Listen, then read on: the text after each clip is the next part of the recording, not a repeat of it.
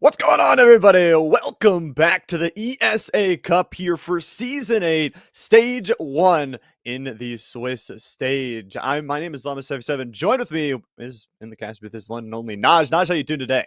I'm doing fantastic. This is gonna be an absolute blast.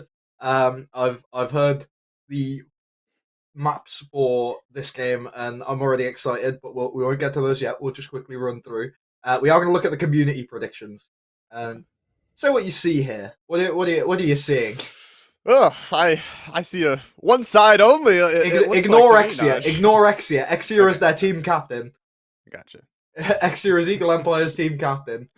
He is very biased. Well, it Uh, it looks like a lot of people favoring one side to me, Naj. It does, and I'm supposed to be their analyst, and I think I Oh, disagree. But we're going to look at the community prediction, okay. which is 85% in favor of Eagle Empire. Um, Relatively expected. Um, Controller gang are relatively an unknown factor, and there has been a couple issues with them not being able to play in previous playdays, so there is like that sort of air about them there. But we'll go to the map bands, and you can give us a quick little run through as to what we see. Yeah, interesting little map bins. I will say though, it's also kind of interesting to see that community vote because it sets us up for maybe a little bit of a spoiler with how big this matchup is. But we are actually the first map we're getting picked is going to Oregon. You can see all those bands there. First Bank, Cafe, Consulate, Clubhouse. I kind of expected this a little bit more, but also to see like things like Cafe, where I feel like that's picked a lot nowadays here in Rainbow Six Siege band away. A little bit surprising. What are your thoughts about this Oregon first pick?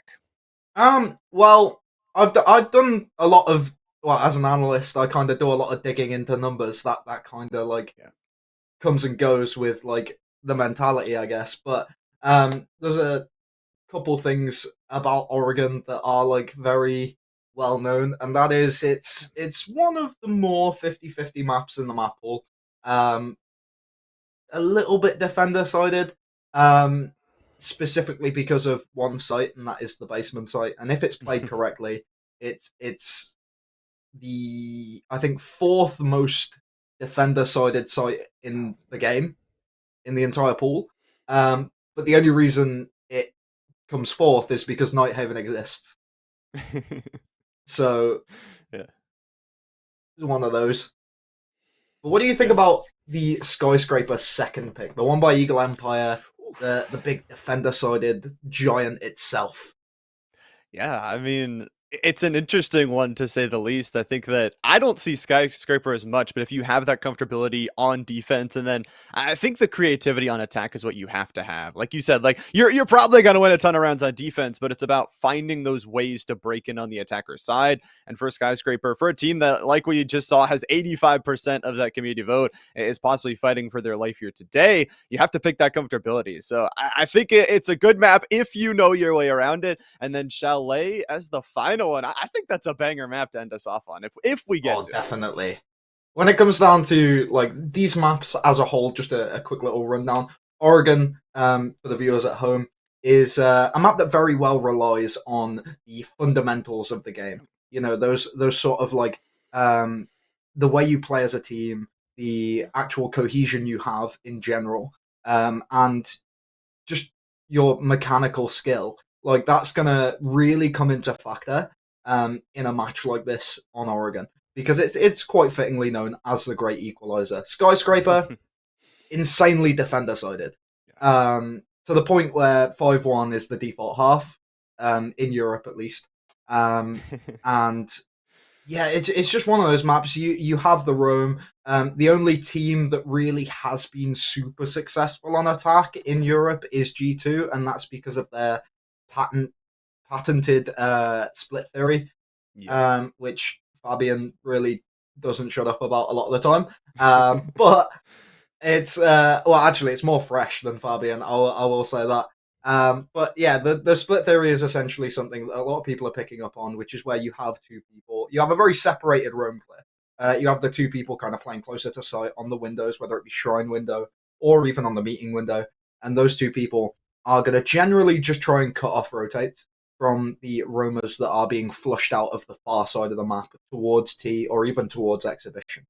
And then Chalet, a map that heavily relies on your strategic capabilities as a team. Yeah. So we're seeing a lot of this sort of like mixture of playstyle going through these three maps in general.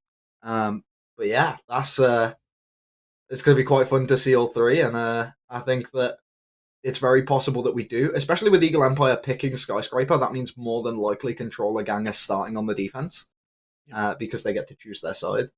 What do you think about that? I mean, I think it'll be tough. I think, like you said, you're guaranteeing yourself probably 4 or 5 rounds at least. However, Eagle Empire did pick this map, right? So they have to have some sort of like comfortability in the back pocket, hopefully on that attacking side.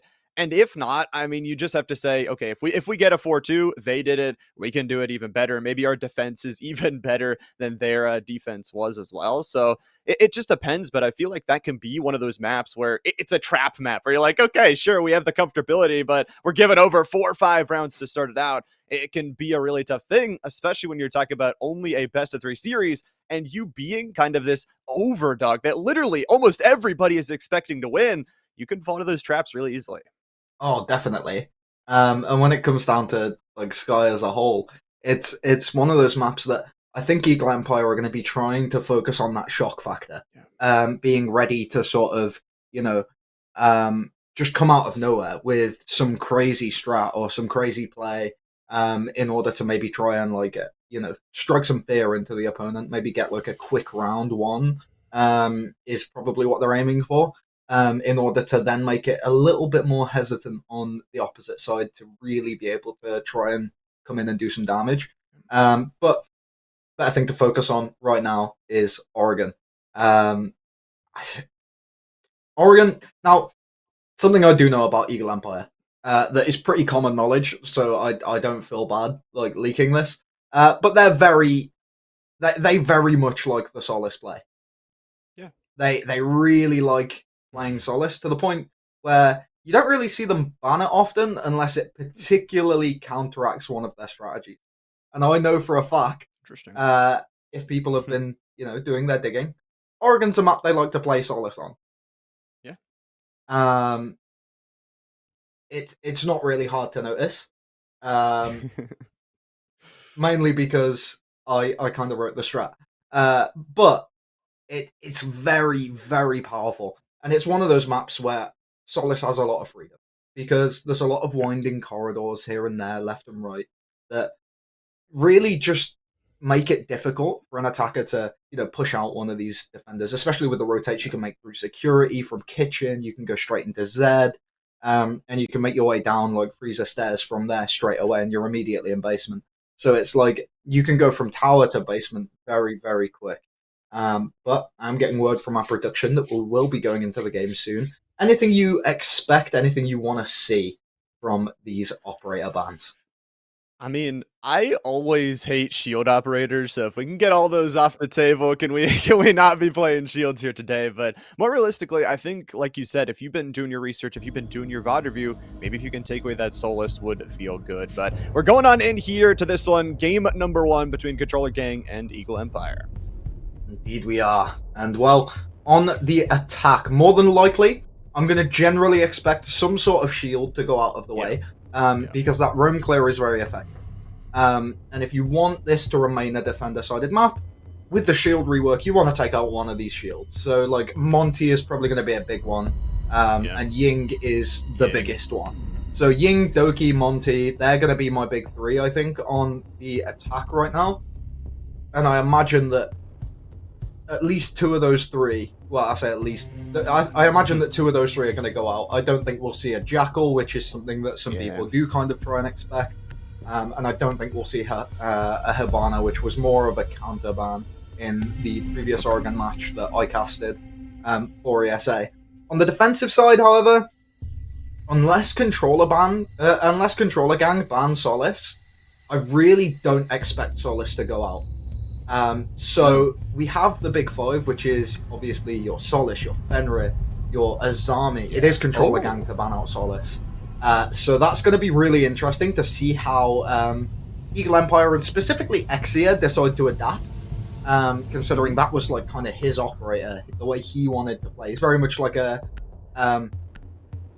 This sounds kind of rude because Canadian isn't really a major fragger in a lot of these situations, but he's very much a Canadian style IGL. Tries to keep the vibes up in some situations, and the main thing he does try and do is play those far roams, but play them very safely. And he's very good in his gunfights, and I'm pretty sure he's pretty confident in his ability. So I think that more than likely we'll see him sort of try and pick something up to, try and do that with. And, well, Melusi going to be a very good start. Need to locate and defuse bombs. Well, I'm excited to get into it. Here we go on to round number 1. Of course, Eagle Empire, they're going to be starting on the defensive side with Controller Gang on the offensive side. Fenrir going to be the final ban, by the way, in that operator ban phase, which I personally like. I think that Fenrir is just annoying. I don't think anybody really wants to deal with that. So taking that away is going to be feeling very good, but we're setting up here, it looks like, in the basement. Oh, the other two of the big 5, by the way, are Valkyrie and Mirror. So you've pretty self-explanatory. You've got Solace as army, Fenrir, Valk, and Mirror. 10 seconds. Valk, for some reason, her pick rate seems to have fallen off of a very steep 5 cliff. seconds left before insertion. Even though she is literally the exact same operator she Attackers was. are moving out to locate a bomb and defuse it. It's just the fact that people don't really need that much intel anymore.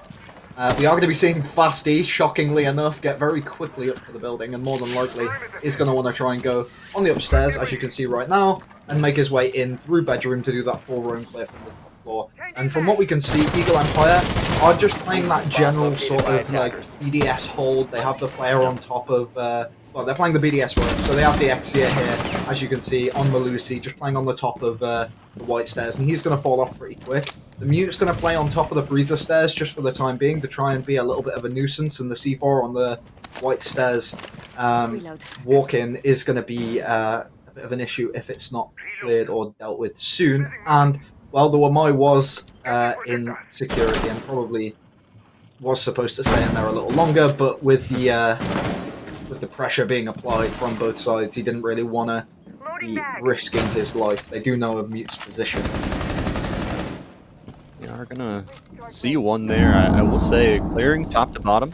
Nice little strategy here, but for a player with a shotgun, very hard to push on out, and that's why. You just walk around the corner, get absolutely blasted, no real time to react here. They do know the position, but it's once again just so hard to clear this out. You have some maybe utility pressured on forward, but the shotgun putting in the absolute work, already getting a pick here to start out on this offensive side. It makes it so hard if you can't clear out these freezer stairs, get access towards the basement to add these different pressure angles. So it's going to have to be a lock-on back, and there you go. That's the utility we were talking about. Exactly, using that utility to clear out the Mute. And, well, speaking of utility, a big operator that's been taken off the board right now is Flores. Mute, something I like to talk about very often is passive and active utility. Mute is very much that passive utility, one that you place down, you kind of ignore. He's got his trade, it doesn't matter that he's dead, really. But on the opposite side, you've got the Flores that's gone down first, and that's 4 Terror drones completely in the bin, none of them used. So that's going to be pretty scary. The EMP nade goes out, and the Firebolt going to be there to try and clear out the actual mirror window itself. Has been punched by the Ash, I'm assuming. But you look at the time here, it's just so tough to push this angle, especially even with that mirror wall down. The spray is enough. It's going to be a triple kill, though, for Colono on the other side of the field. Eagle Empire trying to fight their way on back, but it's a quadra kill. The ace is a possibility here, and it just might be that. The Warden looking for time, though. They just have the round win in their favor. Okay, the transfer. That is very nice from him. Something that you really don't see often, especially in that situation. You've got a man on either side, and you've got to try and take the trade. And, well, he managed to find it. So a triple kill on the round for him is going to mean that Eagle Empire stay in the running. That was kind of crazy there towards the end. A quadra kill coming on in from Colono, and you really felt like this position, they kind of pushed it awkwardly one by one, allowing those isolated duels to happen. And Eagle Empire, they're going to be happy taking this first round on the defensive side. XC is going to hate me because I'm going to sit here judging the team, like, while casting them. But, yeah, Eagle Empire massively overswung that round. Realistically, they should have bunked in a little harder. Mute shouldn't have gotten as aggressive as he did after he got his pick, because realistically, he could have just fallen off and then just had 5 people on site. And it's so harrowing 10 seconds to to go. have 5 people on site when you're an attacker, especially when they've got one of you dead 5 already, seconds remaining. and that one they've got dead is your Flores, like a big utility clear. They've got that shield. That shield Locate cannot and go defuse the down bomb. because Ash has used both of her breaching charges. So it's literally like they have to clear you with the firebolts and the smokes. It didn't work because, well, we saw what happened with the firebolts and the smokes. The firebolt got caught. The first firebolt got caught by a magnet. The second one missed, and then they tried to smoke off the head hole angles, but it was a warden stood behind them, and there's not really a lot you can do there. So it's like, realistically, I think if Eagle Empire were a bit more conservative, played their life a little better, tried to keep themselves a bit safer in a lot of these situations, they would have definitely been in a much better position towards that late round, and possibly could have even had many players alive. But there's the first kill from Paco onto Siemens. But, well, that's going to be a second one for Paco as the Frost Mat goes off on the rafters. I mean, as a Frost main, I appreciate that one. You put some good traps placed enough towards the tower area. You do catch one, and you had that other pick as well. The good news, at least, for Controller Gang, they have a ton of breach still available. They're going to have to win their gun duels, though, and they have time. I feel like last round, running out of time, they had to kind of rush in because they only had like 20 or so seconds left to clear out that final player. Here in this round, they have time aplenty, but unfortunately, they don't have the players. Another one dropped here. It's just down to the ace and the Flores to try and push it out. Well, that's the man that hit the 4K last round that got caught in that Frost Mat. Halls is going to be making his way up the laundry stairs and isn't going to get anything before he's caught out by the AK-12. It's a bit of a worrisome situation for Eagle Empire, because as I can see now, these 3 players that are remaining aren't overswinging, which is great. But something that has been very much the case in the Eagle Empire roster is being in a position like this and just getting absolutely mullered because they don't really know when to stop.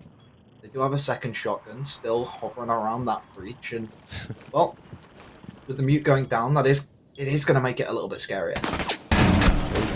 50 seconds up to go, and the triple kill once again coming on through. These players of Controller Gang seeming like they have the clutch genes, wearing them all day long today. Slav on a triple. What else can you do? About 30 seconds left is the nice thing, and you look at Paco's HP down below a fourth of what it should be. That can be a tough duel if Exia falls here early. Slav is going to be pushing on in here through, trying to clear out this site. Not going to see anybody, and if Eagle Empire is smart, they can just play this together, and they'll play the patience, they'll win the round, but another scary one here. Yeah, wonderfully played by Exia. Sort of like in the mid-round, reinforcing off those head holes, like as they were falling off out of Attic. And I think that was like, or maybe they didn't even go for the head holes in the end, but it is very nice to see the sort of standstill from Exia, because it's like, realistically, as a team, as I said, Eagle Empire have a little bit of struggling with, a struggle with like knowing when to be aggressive. And there's a lot of like overswinging that tends to happen. And in this situation, it was played perfectly. You had the mute stay safe on the door. He pushed up, and audio must have deceived him. He was there was a big hole in the wall that could have very well been the case. Could have very well been the cause. And well, Frost had a nice position. She rotated off onto the white stairs after they lost one more, and the crossfire was there for Eagle Empire. It was very well played. And now we're going to be going into the tertiary site. We're going to be in kitchen meeting, which is to be expected, really. But more than likely, I'm imagining with this operator lineup, we are going to be seeing a very one-sided approach from the side of Controller Gang, which is a little worrying for them.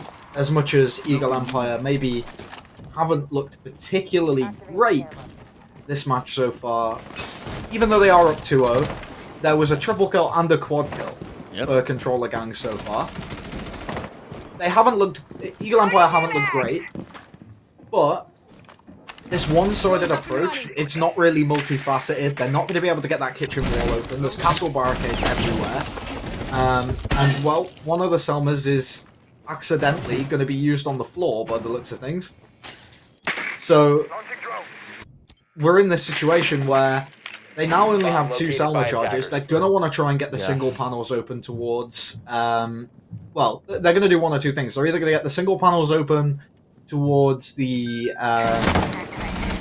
side of the main lobby, or they're going to try and get the hatch open. And if they get the hatch open, then they have to filter down one avenue.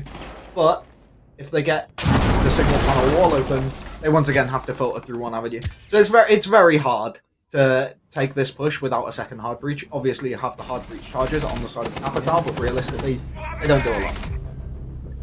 It's very true. Lots of trades already starting in this early round, though. Eagle Empire losing 2, and Controller Gang almost losing Fasty. Does get knocked down to a low HP marker. For fair, though, I think this round is very important on the RAM that you talked about. You kind of have this one-way approach, but you also have the ability to break open some of these floors, can possibly clear from the top to the bottom, and break open some of these floorboards as well. But once again, time could be an issue here for Controller Gang. You look up, only 60 seconds left to go. Yes, they do have the player advantage, but at the same time, again, Fasty is low. What do you have to push on forward? That is the real question you're going to have to answer here in these final 60. And well, the thing with this push so far, they are going to be going for the kitchen wall, which is something that's a bit sketchy to me, because they have no pressure on the far side, meaning Eagle Empire can turn all heads and just stare at this kitchen side. Obviously, the roof is going to be open, as now the round has started to do due diligence, and the Ash has opened the castle barricade. So it's a little bit of a scary position to try and aggress and try and contest from Eagle Empire, but with 2 trades coming in this early in the gunfight, it is going to be perfect for them.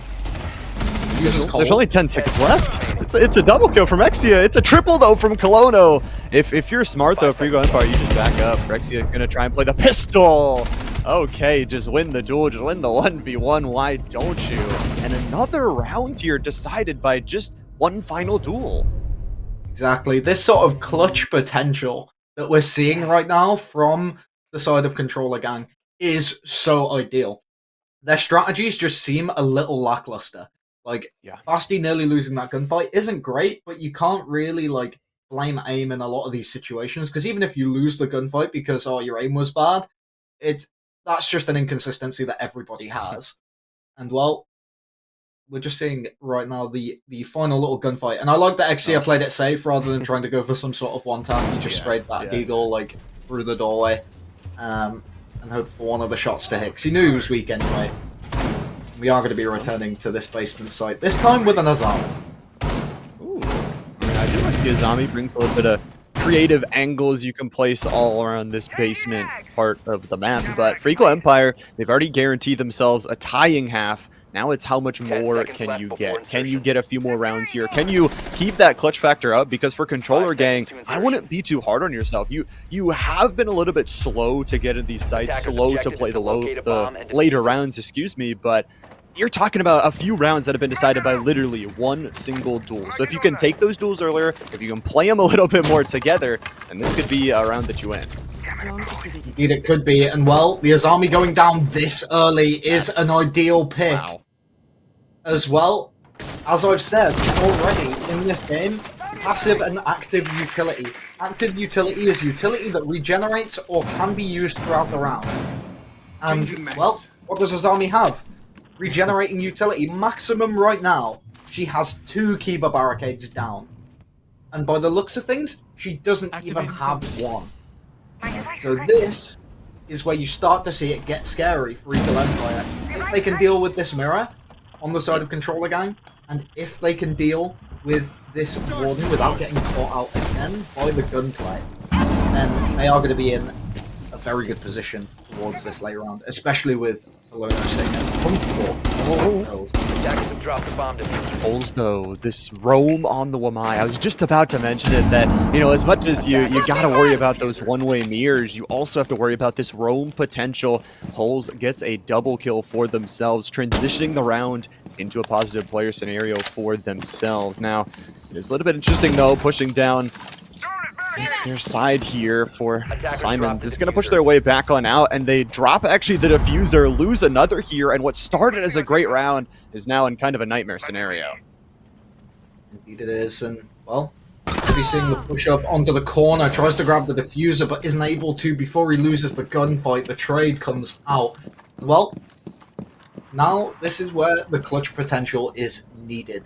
The kit's cold on the floor inside of Blue Bunker. They're going to be faking the run out, but they know of his location. He's popped some bullets into the wall just to check, make sure his corners are pretty well dealt with, and is going to be dropping himself off to try and grab this diffuser. Attackers have recovered the diffuser. Well, diffuser will be in the hands. Clutch potential maybe, but no, just nice and easy. It cleaned on through, and again, once you drop that diffuser, the round seems so tough. You started with a huge pick, but it's the follow-up from Eagle Empire, the work back together and the communication that gets them that round. So we can see this also side angle from Roos. Absolutely huge. Not only sees all three, but gets themselves a double kill here on that reswing. Absolutely crazy to just transition that round like that.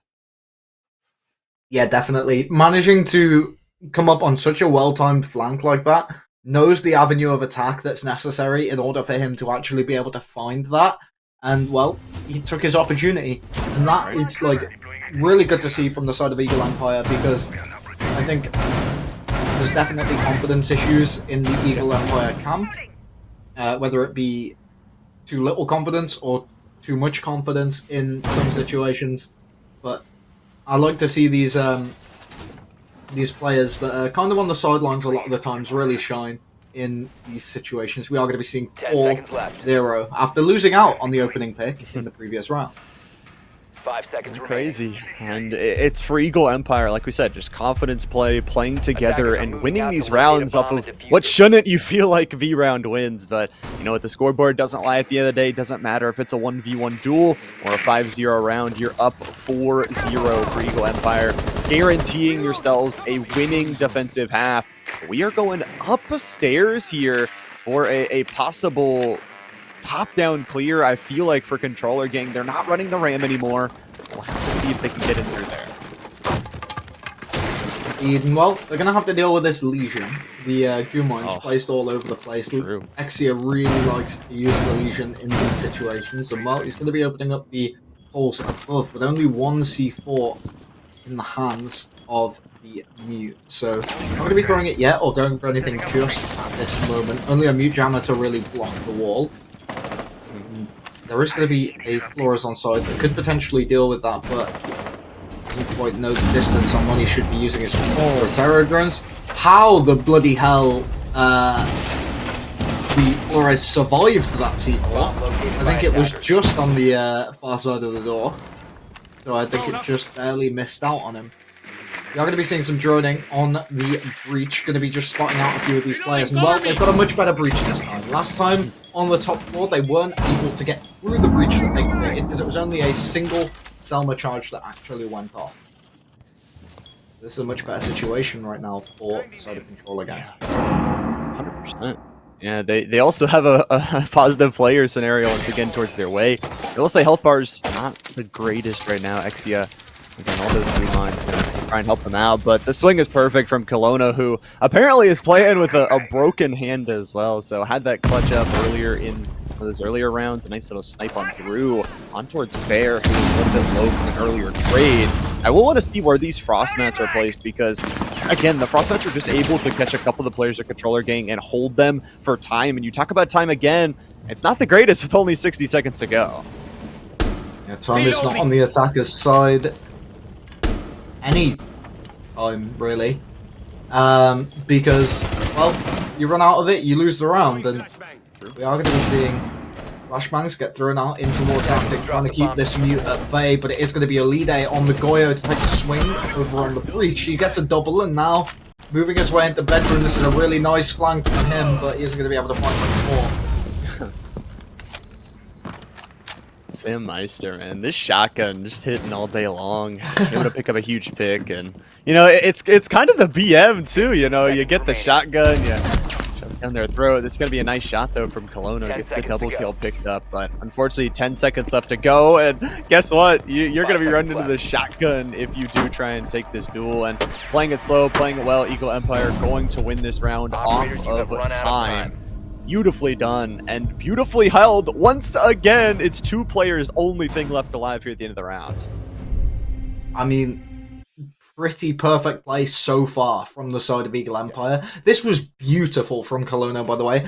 Colonna is spearheading this team through every single engagement. It was a beautiful shot right there. And I think the thing that Controller Gang really need to take advantage of is the fact that, well, Eagle Empire are sending out these solo rooms, but realistically, everyone that is on the site is relatively static and not really doing anything. So those roamers don't really have any support. So you bring some of that roam clear, which they're still not doing. They're still running this same lineup once again. You bring some of that roam clear, maybe switch out your Ash for like a Jackal, or maybe a Doki, and you maybe just want to take these engagements against these roamers in order to, you know, just give yourself that bit of an edge in the round, and you can start taking the engagements on site. I agree. 5 Yeah, seconds I also left think before that for insertion. Controller Gang, it's just hesitation as well. Like, we're seeing back-to-back rounds now where they go in, they send their diffuser player in first, they drop the diffuser, and then Eagle Empire just has so much information to play off of for those end of the rounds. So you can definitely not drop the diffuser. You have to keep playing together. It feels like, once again, funneling in one by one to take isolated duels rather than taking a 2v1 over a 1v1. We'll see if Control Gang can pick up any round here on the attack, because this is the last round before the swap. Indeed it is. We are going to be seeing the final round and, well, of this half, sorry. And we do want to see the side of Controller Gang really find their footing in this match. If they don't, then it could completely dire for them at this point. Exi has switched on to the Falcon, another one of his operators that he very much loves to have a bit of a run around and a roam on to cause some trouble and, you know, use the information to his advantage, especially with his teammates being so avidly willing to just check these cams, make sure that, like, nothing's going on, and, well, with the other players being more aggressive on this top floor, you potentially could lose one and have them as the cameraman, which, at the end of the day, isn't a full downside. Definitely isn't. All that information spreading amongst the team, and once again, a minute already off the clock. Control Gang, you can tell, just trying to play a little bit more patient here in this round, wanting to pick themselves up at least one here when they go to the defensive side, and that's a good trade. I really love that from Simons. Take the headshot, take the duel, and bring your confidence back in this round. But how are they going to deal with, again, all this pressure from the Warden, just putting their way on forward, putting the gas pedal down, try and find one of these roams. And it's another round where it's starting off positive for Controller Gang, but will they win it at the end? I mean, that's definitely a question. We are now looking at these players just getting themselves in and around the map. And one thing I am very much noticing from the side of Controller Gang is it's pretty disconjointed. It's not really well coordinated. They're just kind of like flying in through doorways or like spreading themselves out across the map. Capital made a full rotation through the basement there. And well, it is going to be the Echo remaining in one of the final two. Yeah. And as we do see Alida just kind of hanging around inside of the kitchen, potentially going to be shooting up in the kitchen, as my man Whiskey Runs said in the past. That was very funny. We are going to be seeing this plant go down. Echo drones are available, and one of them is going to go out to deny that plant as well, to deny the first, and doesn't quite get off the second as well. The drone's going to be slightly too far away. If the user's planted, we're going to be seeing this hold. Position compromised. 40 seconds. This is what it's down to. Diffuser down for the first time here on this attacker side, and it's good. It's a nice little first opener from Colonna on this 4v2, and now just down to a 4v1. As long as you don't take it isolated, okay, just take it isolated anyway. Just hit your headshots, I guess. Win the round, and Controller Gang will at least walk away with something at the end of this attacker side at half. Indeed, they will. And that's pretty perfect for them. They really managed to, you know, find the one round. And in a lot of these situations, we're in the defender meta right now. Yeah. We know that every map is defender sided, apart from two. I'm not willing to discuss this in further detail. There is two maps that are statistically not defender sided. Excuse me. But when it comes down to these maps in particular, they very much are. So we're going to be seeing them rotate onto their defense, and with just like the overwhelming gunplay that they have, more than likely they're just going to be playing this sort of VP style. They're going to be playing very slow, playing very methodical, kind of being very static, but also very explosive when the time comes for them to actually start making a move. And, well, what better operator than Jaeger? 10 seconds remaining. Well, the pick of the Jaeger, I do gotta say though, this is a little bit 5 worrying. seconds to As go. much as you talk about defender-sided, meta-defender-sided maps, giving over 5 rounds is something you do not want to do. For Eagle Empire, they need 2 rounds, and they're the victors here of map number 1. Of course, this is a best of 3, so not the end of the world, Controller Gang, because I believe you are starting on defense on that second map. So I'll have to see what they can do, though. Again, it's if your opponents can do it, you have to be able to do it better. I think they have the players in the clutch factor to do it. Yeah, it just feels like if Eagle Empire can make those smart decisions to flush those static players out of the position, it could be a really easy attacking side.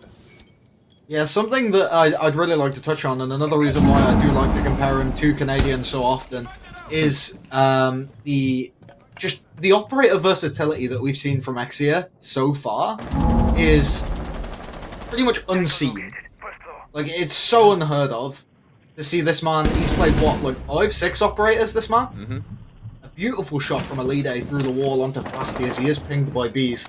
But yeah, he played the Azami on the defense. He played, what else did he play? He played Valk. There was more than just that, but I'm drawing a blank. I think he played like 4 operators in total on the defense, and now he's going to be picking up the Brava on the first round of the attack, which is not really what you expect. He does play that sort of like flex role from the IGL, but it's not really what you expect from a team on their first round of attack on Oregon. And he's having so much success. He's gotten a Banshee. He's managed to get the mute jammer that was on the wall. He's got an ADS there that we just saw get punched. He hacked at least 2 cameras, one of them being shower, one of them being main, and that's so good for the side of Eagle Empire. They've got so much utility to use. And, well, it's just a matter of how well they're actually able to get the execute in this 4 versus 3. Second, make this execute happen. Colonial going to be holding in the master bedroom, but that crossfire from Elide picks up the double kill. Working with their teammates again, this is something we talked about on their defensive side. They play together, they win these clutch rounds, and once again in a 3v3. However, as you mentioned, time, that one great equalizer not on your side here, but the peek over will hit and connect. Exia able to pick up another here, and what was a 4v3 now in a 3v1. Elide on a triple kill, and only 30 seconds left to go. Slav, can you play this slow enough? Can you win your initial gun duels? That is going to be the question. Diffuser is going to be planted, so it's not just going to be about holding yourself on down. It's going to be about this diffuser, and there's a headshot. Okay, there's the start. However, it's the diffuser. There's a second, though. Double kill, baby. Earning the money, but you check the backside. Now you know the location here. Exia, it's all down to you. What? And it's a triple kill from Slav to win the round. Compromised. I was gonna say, he just needs to isolate these gunfights, pick out the attackers one by one. He found his angles and managed to win every single one. A clutch in such a dire situation where you don't really have the wiggle room to be losing rounds. Very, very well played from the side of Controller Gang, and particularly from Slav. Yeah, we're not going to talk about that shot spray right there, but I will say for Eagle Empire, maybe it's the caster curse. I know I was complimenting them about playing together, and then all of a sudden they just take a couple isolated duels. I get wanting to get the diffuser down, but Slav just had so much space to play here, all on their lonesome. Headshot after headshot connecting on these pre-fires. And picks up the triple kill as well. You talk about the confidence booster to pick that up right here when you're the only player left in a round that looked for sure doomed. Controller Gang also not giving the match point over towards Eagle Empire, I feel like is huge as well. Now they've got confidence. They have to keep playing relatively close to perfect, though. Yeah, it very much came down to losing that Grim in Attic. 10 seconds left For the before simple reason insertion. that, well, the idea of the Ashe being on 5 white, seconds left. it was definitely an overswing from the Ashe later on in the round, but the idea of the Attackers Ashe are being heading out on to white defuse was the so bomb. that they could hold a crossfire through that white wall. But with there being a hole through the attic wall into bedroom, rotate from the hobo bunk bed or double window bunk, allowed the Wamai to just of Slav to just get himself into a position where he could isolate this player. And the fact that he isolated that player and was able to get that 1v1 made it so good for his team or for himself, because he was able to then isolate the Ashe, who did overswing on white stairs, but realistically wasn't in a position to have her teammate defend her if he did take the swing, as he, well, had to defend the counter. And then at that point, it's just a 1v1. You've got to figure out the location of the last attacker, and you pick them off, and you win. That's pretty much how it is. We're going to be seeing another basement defense, this time for Controller Gang, and well, we're going to be seeing Xia's favorite little lineup here, the Habana with a shotgun. He gets to hop around with the Zofia AK, have a bit of a piss about his freezer, and then we have the other guys moving over towards laundry and electrical hatch side. Oh. Well, Shield is going to be spawned on through here. For Eagle Empire, you feel like another round where you lost by one of those gun duels. It's what it's felt like for this entirety of this first map. It has been solo plays. It has been clutch factors from both these two teams. And for Elite is just tossing some more of this utility. Trying to break in towards this bottom basement is a little bit tough, but if you have this control, you feel like, of that ground level floor, it can be really easy. You just work top to bottom. You start to take those angular peaks from the freezer, from those stairs, from everywhere. Learn to get those crossfires and play together. Yeah, he's going to be getting first point of contact towards the shield here, and won't get any bit of damage here, but we'll break a little bit of the shield. Does gain some information though here from Simons of that player working forward, but you got teammates falling left and right. Well, the thing about it right now is Exia is just kind of like a bait player to kind of hover around and do what he can in the sort of mid early round, to just, you know, have some fun, poke some fun at the defenders. The Grim was mostly, well, the Grim was supposed to be entirely elimination, but with the Grim going down, they're a bit unsure as to what to do next. They managed to isolate the Clash, as they know the Wamai is going to be on the upstairs, and well, Exia's got to rotate to try and get that diffuser as well. It's cold. He manages to find one. Basti is going to be all alone in this situation. The swing comes out. Exia finds the first bullets, but it's going to be Basti to find the head. Are you kidding me? That's insane from them.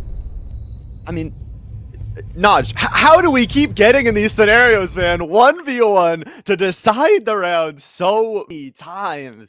Man, Fasty, though, on this Wamai, the roam factor once again just has the aim to match. Why not pick up the round and clutch up for your team? And I feel like two big rounds that Eagle Empire definitely could have won. Just one bullet, maybe all they needed to win it, but not able to win their one-on-one duels. And now, Naj, you're talking about Controller Gang with momentum, only 2 rounds away from equalizing out this map. Yeah, and I think Eagle Empire aren't too worried at this point in time, because they're still feeling out the defense. They're still trying to like wrap their head around it. Realistically, this is the site they should win. And after this point, they should be able to win the primary and secondary site. 10 seconds remaining. Have to see though. I think this is a big round for them. You know, like we talk about. Yes, you're figuring out the defensive strategy, but at the same time, you give them any rounds, you start to let them heat on up. Dangerous things that can happen, but nice little outside point of view we will get here from this one for Controller Gang. Another round where they could win it off of those clutch factors. I really want to see Eagle Empire coming together, trying to find those openings and looking for those crossfires. Taking those isolated duels, always dangerous, especially with a Wamai, especially with those frost traps isolating out possible players. See how it does go. the internet just like decided it Oh. wasn't happening. Yeah. Now the part where I start to get worried for the side of Eagle Empire is generally just like their overall positioning and their ability to actually like move together as a unit. Because realistically, if you lose one more, you realistically should time out. Yeah. Take a break, take a step back, think about what's going on, talk it over with each other, preferably without shouting, and just make sure that you know where to go next, like what you're trying to do, what you're trying to accomplish, and just make that step by step. Step by step, trying to clear on through the attic. So tough, though. I love the crossfire once again, though. Sarmeister able to pick up that first point of contact, the first kill on towards Fair. Feels good, but you have to imagine that those cross mats already put down, and Colono here, once again, broken hands don't matter. The ability to play behind that cover is absolutely huge as they pick up a double. Assisted by Fasti kind of on that side angle on the attic. It's going to be positive once again here for Controller Gang. Up a player. Taking down the Thermite as well for Paco. Doesn't feel too good for Eagle Empire. The swing out from Colono. He wants the ace. He wants a triple. He's going for all the pressure possible. Now Roos has to play very, very slow. Clearing on in. Colono will be taken down. He will, and now we're going to be seeing just these players on this side of Eagle Empire. Like, they start to look a bit antsy here. Because this is the situation you're in. You're in a 3v3. You have equal man count, you have 0 advantage whatsoever, and you've made no progress towards actually, you know, getting pressure on the site.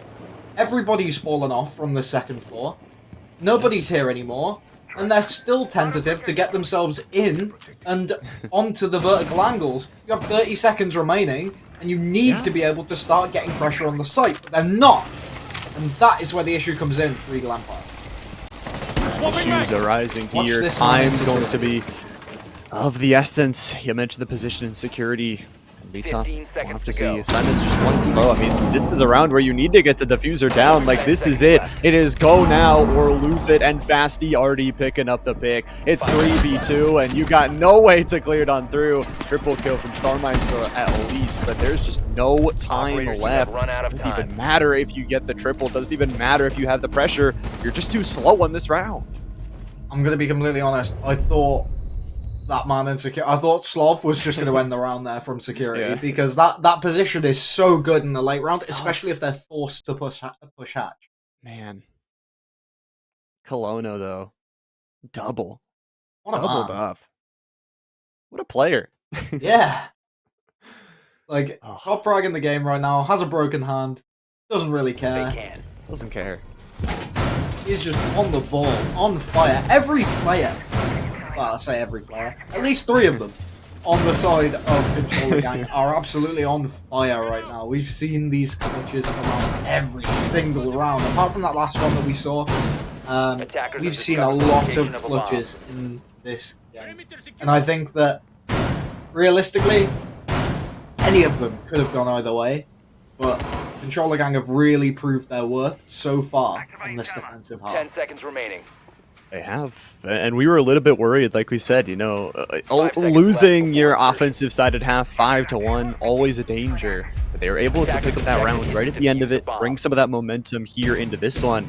Now they've got the Azami for some of these even more aggressive angles that they want to take. Controller Gang, if they win this round, it does feel like the map is in their hands, especially with starting on the defensive side.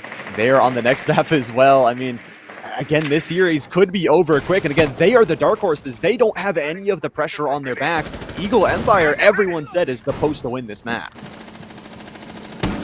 They are, and well, look at where we've ended up as, I mean, realistically, the only... Device planted. Well, actually, overall, in the last set of games that I casted, we saw one-sided predictions in the first 2 games, and both of them were 7-5. Yeah. So, we're looking at very, very close scorelines for games that were just like one-sided on the predictions. We do see the opening kill go the way of Eagle Empire, but realistically, what is it worth at this point with the success that both teams have found off of these opening picks. Opening pick is nice, and I feel like for Elite, a player that, again, is just such a confidence-based player. So many times we've seen them step up to the marker. Again, highest kills on their entire team right now with double digits, hitting the 10 marker. However, at the same time, you did break on in here with this Ashe. You're playing aggressive. You're trying to take the space, which is what I like to see. Again, I think they kind of learned their lesson from that previous round. They ran out of time. Double kill actually here from Elite. Take down her, and that is going to be a Azami taken out. You talk about that rechargeable utility. No longer going to be available here. Starmeister has to go huge and play this position nicely, but two-player advantage with 60 seconds. This is the best you could ask for Eagle Empire. It is. We are going to be seeing these crosses held by the side of Controller Gang. Eagle Empire need to set their foot in towards the site, and well, they found another. That's going to be a triple for Elite on the round, and he's on fire. But another man that's on fire is Colono. Finds a quick, swift turnaround. Manages to absolutely decimate the competition, but Paco on the reswing is there to finalize the round. And I think this is where Eagle Empire start to struggle. Because it's like, yes, they managed to find that round, but in these sort of like solo gunfights, they're just mistiming by like half a second on swinging together. And I think that just basic coordination of just like swing with me, 3, 2, 1, go, like is something that Eagle Empire desperately need right now. That's where their main struggle comes. But attackers need to locate match point bombs. In favor of Eagle Empire. 6-4.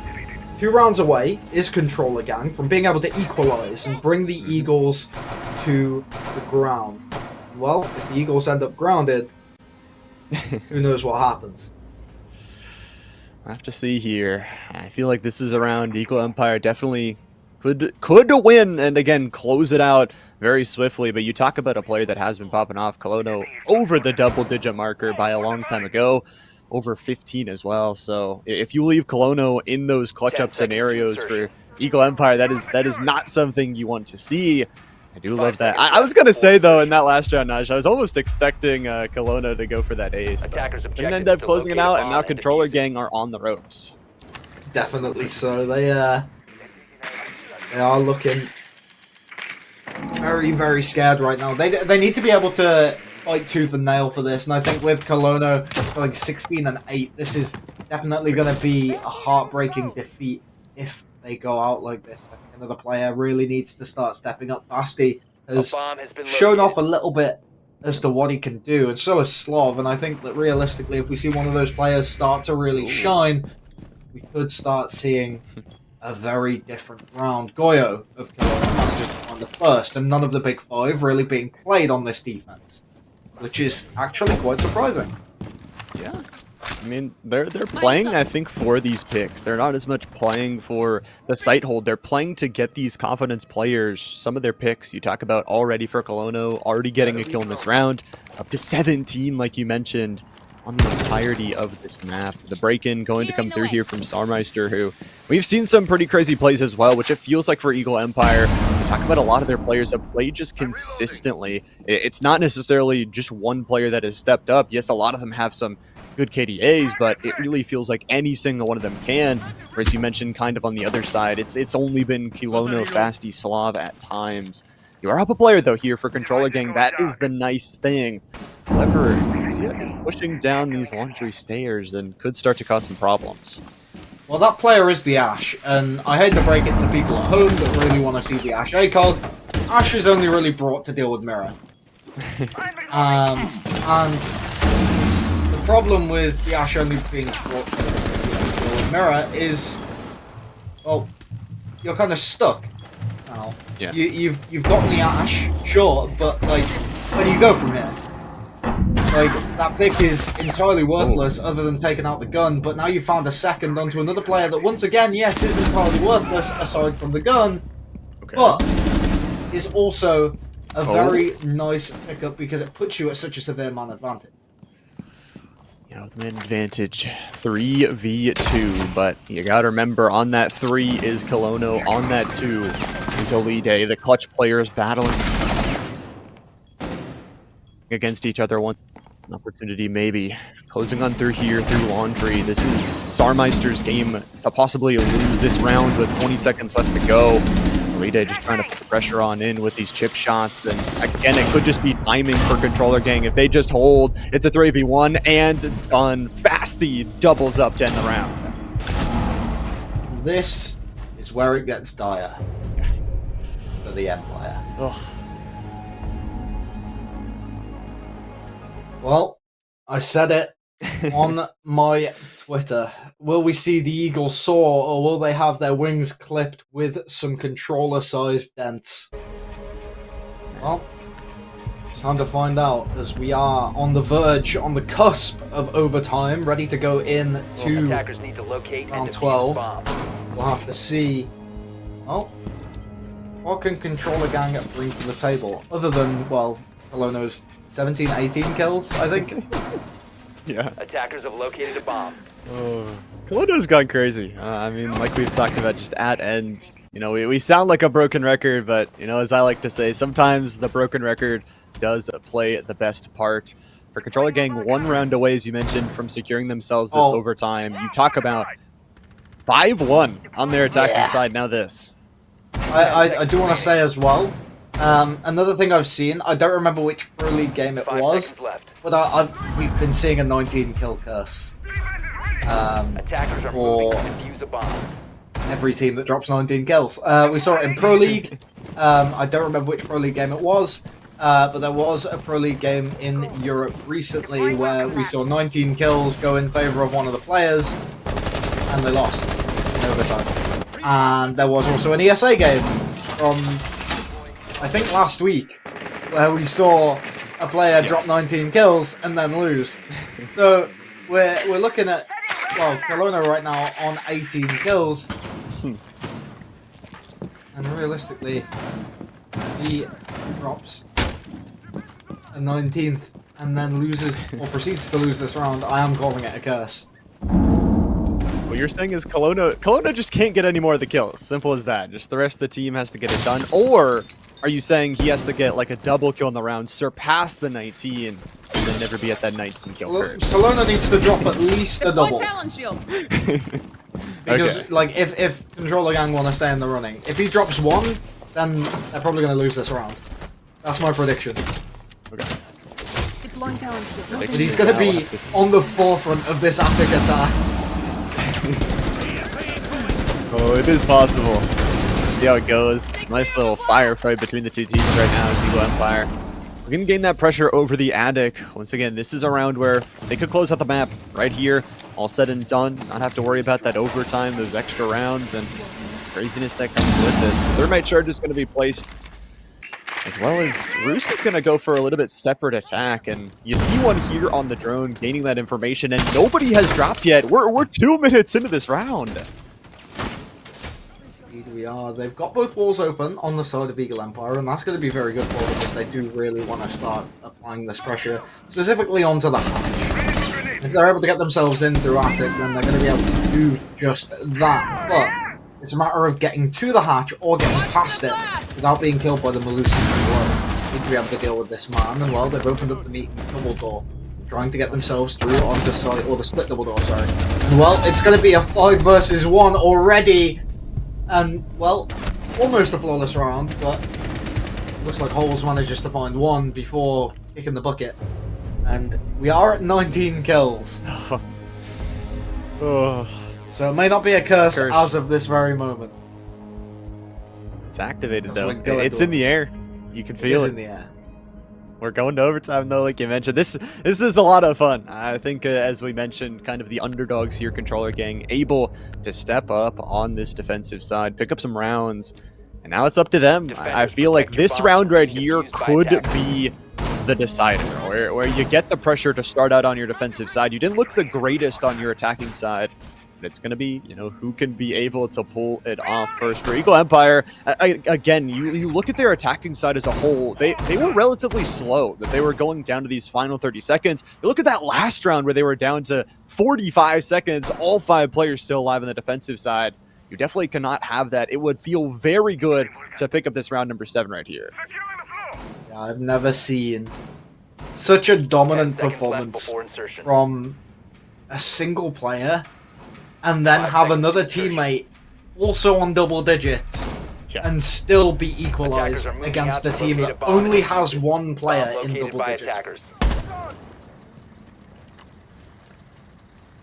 Let's see it. 3 minutes of time. For Eagle Empire, this is a statement round for you right here. I feel like Bruce has been huge on this Ashe. Not the biggest clutch player, but has had those moments. And you need to have those moments right here if you want to win this first map, if you want to try and win this series, which, like we said, 4 is a best of 3. This map is very, very important. So we'll see Artie clearing up through these main stairs. It looks like Alida is getting a little bit aggressive, looking for one of these roams through upper. We'll see if they can play top to bottom here. With some time already dwindling off the clock. Yeah, they definitely need to be able to keep these players alive, especially these integral utility pieces. Yeah. Exia can probably die for, like, nothing really. You've still got 4 hard hits, even if Exia dies. Bear in mind they're bringing 6 for, like, some apparent reason. I think they're expecting the Tuber out again, which they wouldn't be mistaken. But one thing that I would really like to touch on for the side of Empire right now is they've kept the Ashe alive, which means they're probably going to be True. able to deal with these mirror windows. That would feel nice. Get rid of some of those nice little one-way peaks. However, once again, time already down to halfway. A nice spot on the Mira is going to be huge there.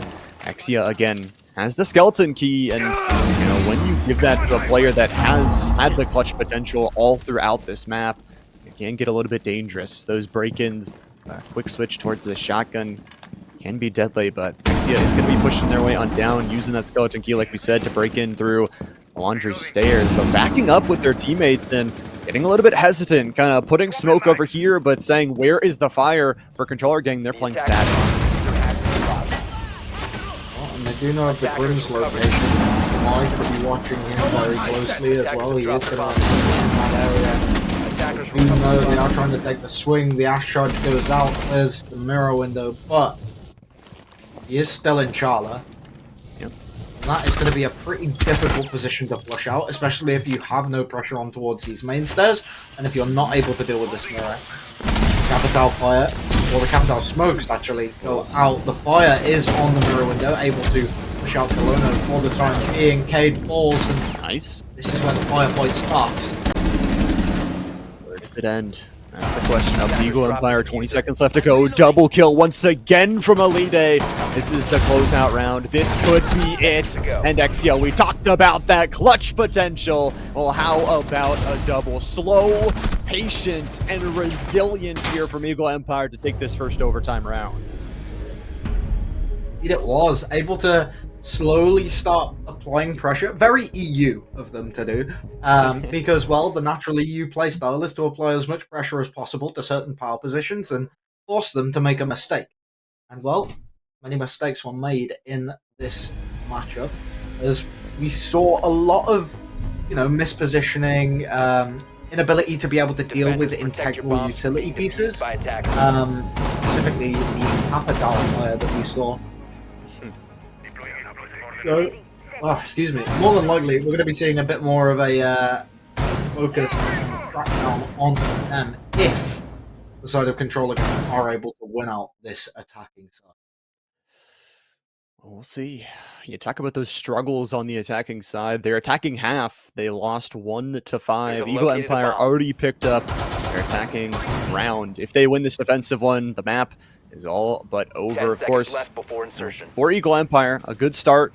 Possibly a good finish for this one, and really slow and patient off that last one. I feel like this is statement time though for Controller Gang. You have a lot of good breach. You have this opportunity, especially with the player like Hilono, who is on the curse, by the way, of 19 still, but you have this clutch player. Use them wisely. I swear to God, if he dies first as well, like if I see him as the opening pick, I'm gonna lose my mind. We are going to be seeing the side of Controller Gang set themselves up for a bit of pressure on towards the Armory side, because they did see Exia played over there in the previous round, but it looks to me like he's going to be a little bit detached from that position this time around. And, well, it doesn't actually look like Eagle Empire have much pressure on towards right. There's a presence on the site, but they've got a player advantage. Already taken down Slav. It's going to be up to Fasty and Kolono, you feel like, here in this round to win those gun duels. They've already lost a minute of their timer. Is okay, but Kolono chunks down there to 2/3. Not something you want to see from your clutch factor. Where do you decide? Push on through him. Walk in right now, trying to go to the master bedroom. Takes another chunk of damage. Kolono, we talked about the curse looming over your head. Now down to 1/3 HP, and Eagle Empire, they're okay just staying here, playing this slow position, and putting up some barricades as well.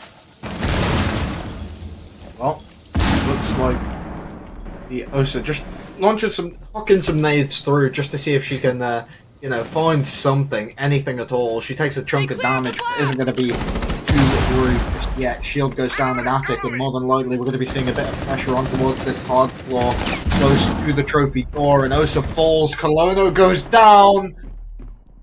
And this is where we see the crumble from Controller Gang. Some dents in the wall going to be made by the stubs of those controllers.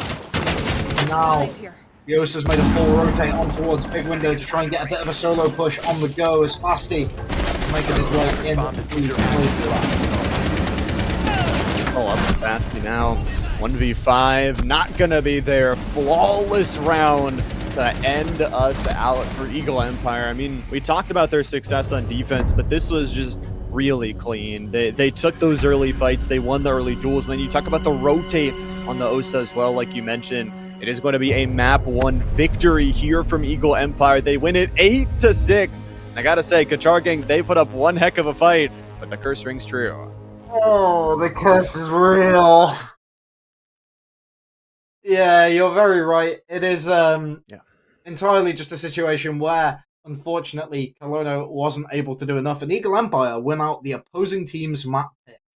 And this is where we start to get a little worried about the situation that this game is going to be going on into. But a very big positive for the side of Controller Gang is they're probably going to be starting out on the defense as they get to choose sides on the next map. And well, if you want to find out which way the coin has been flipped, well, you have to wait and see. We'll see you there.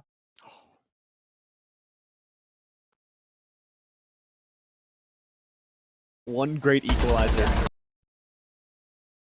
Hello and welcome back to ESA Season 8. We have unfortunately lost a caster because, well, my initial caster has a bit of a storm going on, and we couldn't find anyone that was fully available for this match. So I'm going to be taking it from here, and, well, I hope you can put up with how draining I can be. But let's crack on with Eagle Empire versus Controller Gang. We have Skyscraper coming up for you, a defender-sided behemoth, which is, being pretty well combated by the G2 split theory, something I bring up oh so often on ESA, and I really hope to see Eagle Empire bring that into fruition on their starting attacking half. Without further ado, I'm hoping we are able to quickly jump straight into the game, and, well, here we are. Skyscraper. Look at these beautiful cinematics right now. But talking about the matchup, Eagle Empire are up 1-0 as, they managed to win out Oregon. Yes, it went to overtime, but it was a swift 2 rounds, both in favor of Eagle Empire after that 6-6. One on attack, one on the defense, proving that Eagle Empire do have what it takes to be able to take down the side of Controller Gang. And, well, Controller Gang did have quite a strong showing throughout their defensive half, and we'll have to see if they can, bring that into fruition here with how defender-sided this map can be. We are currently just waiting on the hand cams from the players, but the main thing about Sky actually is the fact that, well, it's so linear in general for a lot of the sites. Pretty much all you need to know is the top floor is going to be taken pretty much no matter what side they're on. And the thing about Sky and its top floor is, with it being as linear as it is, with narrow corridors, many small rooms, and the doorways being relatively accessible without having to, make yourself open to a lot of these crossfires, it means Monty and other shield operators are extremely effective. So Osa will probably see some playtime. Monty will probably see some playtime, if not banned. And well, one thing that I do know about Eagle Empire is they do like some of that Monty play. We have seen that in the past from them, and it's potentially possible that the Monty ban in the previous map was, in fact, a bit of a target ban for the side of, or from the side of the controller gang. So we'll have to see if that comes back. Another one that is very, very powerful on this map in general are those informational operators. So, Valkyrie going to be one of those that will probably see quite a lot of playtime, if not banned, and more than likely will be, I'm predicting, by the side of Eagle Empire. I think Eagle Empire will take out that Valkyrie on the defensive bans, but also very possibly could be taking out the Solace, as I don't know how much they do want to play it, but also Controller Gang seemed to be a bit afraid of that Solace play in the previous map. First ban coming into fruition, Controller Gang going to be banning first. And it is going to be that Monty that I talked about before. Monty taken off the board and, well, given in to this side. So we're not going to be seeing Monty played specifically. We could definitely see the Blitz and, well, some rush potential, with the Amaru probably going to be remaining on the side. But it's more than likely Ying that's going to get taken out here, but instead it's actually Grim. So Ying's left available. Rush Plant still very on the cards. For our first defender ban, more than likely, I imagine, with it being Eagle Empire's defender ban, we will see something along the lines of that Valkyrie, but also could be one of those roamers, those heavy roamers. And it is going to be the Solace that they take out. One that does hinder some of their strategies on the defense. So, well, with them starting on the attack, they're going to want to try and keep it at bay. And, well, with Solace going off, more than likely that means Fenrir will be soon to follow. In fact, it is, and that means Valkyrie is left on the cards alongside that Ying. So two operators that are going to see potential playtime here. As we move into round number one, the mirror immediately picked up. It's going to be Karaoke Tea Room. Kalono picks up the Jaeger. And, well, we saw what he could do in the previous map, so let's hope he can maintain that performance coming into this one. Valkyrie not going to be on side for the first round, but from being defused by attackers. One thing that is going to be on side is the Blitz. Actually, really liking the shield play at the moment. Predicting this Karaoke Tea Room engagement, so more than likely going to be playing on the balcony, or even just kind of trying to clear out that far side towards Exhibition.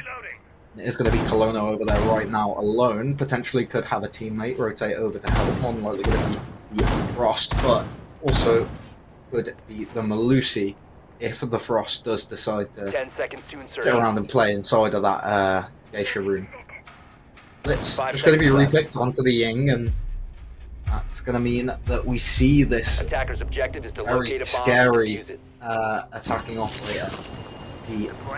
Just on the cards immediately. These Candela is going to be a very, very big determining factor to how they can play this round, and, well, whether they come out with some true success. Especially considering there's no Warden on side or side of Controller Attackers have Gang. located a bomb. Fasty picking up the smoke, though, is going to be one of those operators that we do like to see.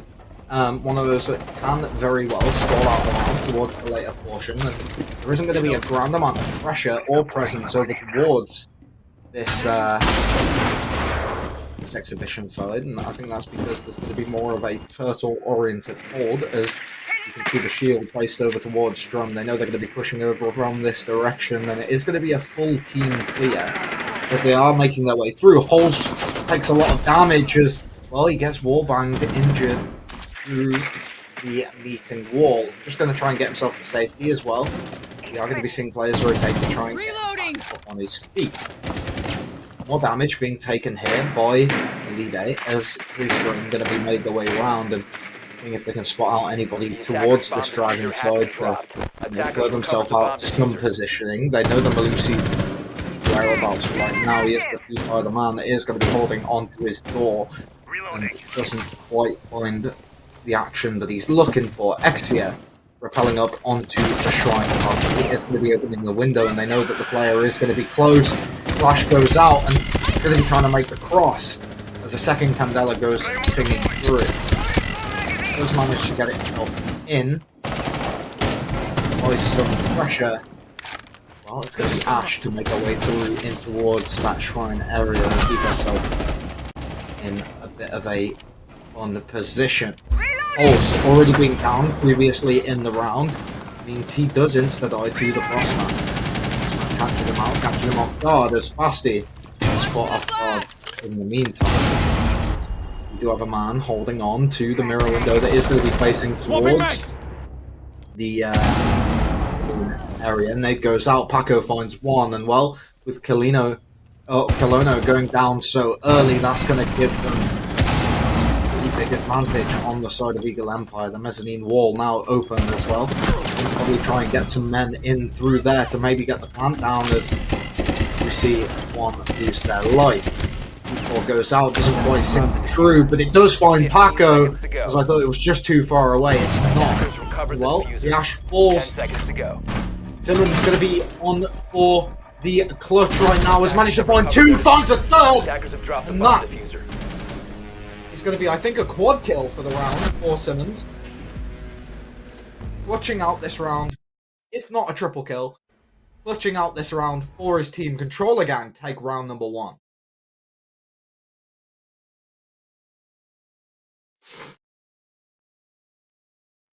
Replay here going to show how Colono died, as we did see through the breach on the far angle was going to be Saw. Just watching, waiting, ever so patiently. And yeah, already 1 kill on the board, and well, in a 1v3 clutch meant that he is going to be getting a quad kill for the round, and well, that means it is 4 under his belt and a beautiful clutch to say that. And then with Exia being the final man, there's only so much you can do, even if you are on the Ying. Especially if all them Candelas are burned. And, well, you've got to push the man inside of such a narrow corridor. So many angles that you could have been peeked from, but you had to have the confidence to be able to swing out onto the corridor and give it a go. Coming into round number 2, we are going to be seeing a bit more of a total defense set up from the side of Controller Gang. We do see the Malusi there, primarily for the stall alongside Colono on the Jaeger. Going to be stalling out that utility play. And, well, just there for pressure, and Castle there to stall even harder. And alongside the Wamai, that means more than likely they are just going to be sitting very still and just trying to apply as much pressure as possible towards this central roam clear, or even if they are to just, you know, try and take it on towards the site. Zia looking a little concerned right now as he doesn't want to try and round the corner as of this very moment of time, not able to really pick out whether there is going to be a player ready to go on the run out if he does. And well, I don't think there is. Players on this roam for the side of Controller Gang are just going to be slowly falling off as they, you know, face a distinct lack of pressure. SDF wants the first on her, and well, that's going to be on Lucy going down. Passive utility, so it is just going to be a gun more than anything, but also manages to drop those impacts. Were in the Malusi's pocket.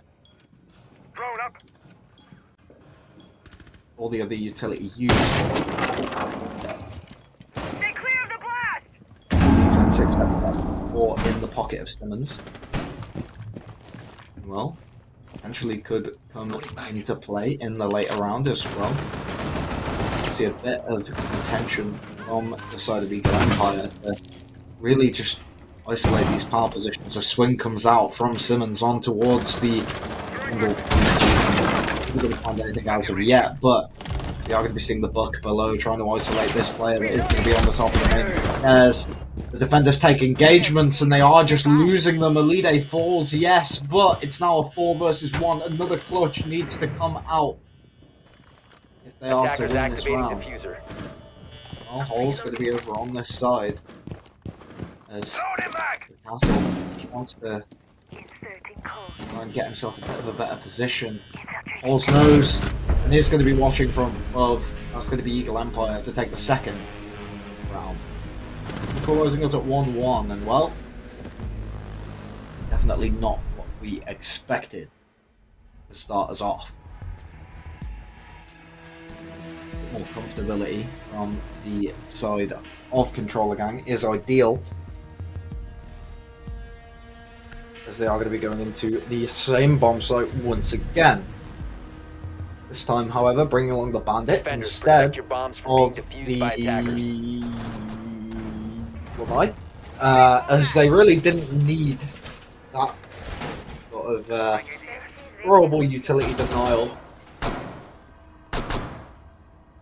that they brought in the previous round, so they are just going to be bringing the bandit along instead, trying to deny out this breach. And well, with the buck being on side alongside holes on the ash, it is going to be a little worrisome for Fasty as well. He does want to try and deny out this breach, but is he going to be able to? 10 seconds left. A lot of pressure going to be applied on towards him, 5 especially seconds on the left top of this before main insertion. stairs, or on the top of this house stairs, should I say. Attacker's objective is to locate a bomb and defuse it. Obviously, as per the rules, anything considered a bug is completely blacklisted. One of those things is the little bandit bug that you can do right now, where you can place the bandit charges on the side of the wall in order to, well, on the hard wall, in order to, you know, make it so it's a lot harder to get from below, as it will be just kind of positioned on the staircase. Meaning Fasty has to play a little bit safer, or a little bit more unsafe of a position in order to be able to deal with this. The breach goes out, but is quickly denied by the bandit, and well, they're not going to be wanting to try and waste any more. Moving themselves around on towards the far side, they see that the wall has been electrified and isn't going to be as easy as a take as they thought it probably was going to be.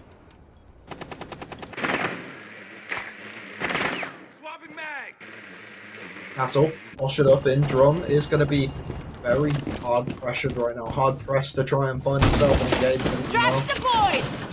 Stingers go out on towards the main stairs, and also going to be trying to get aggressive through the door.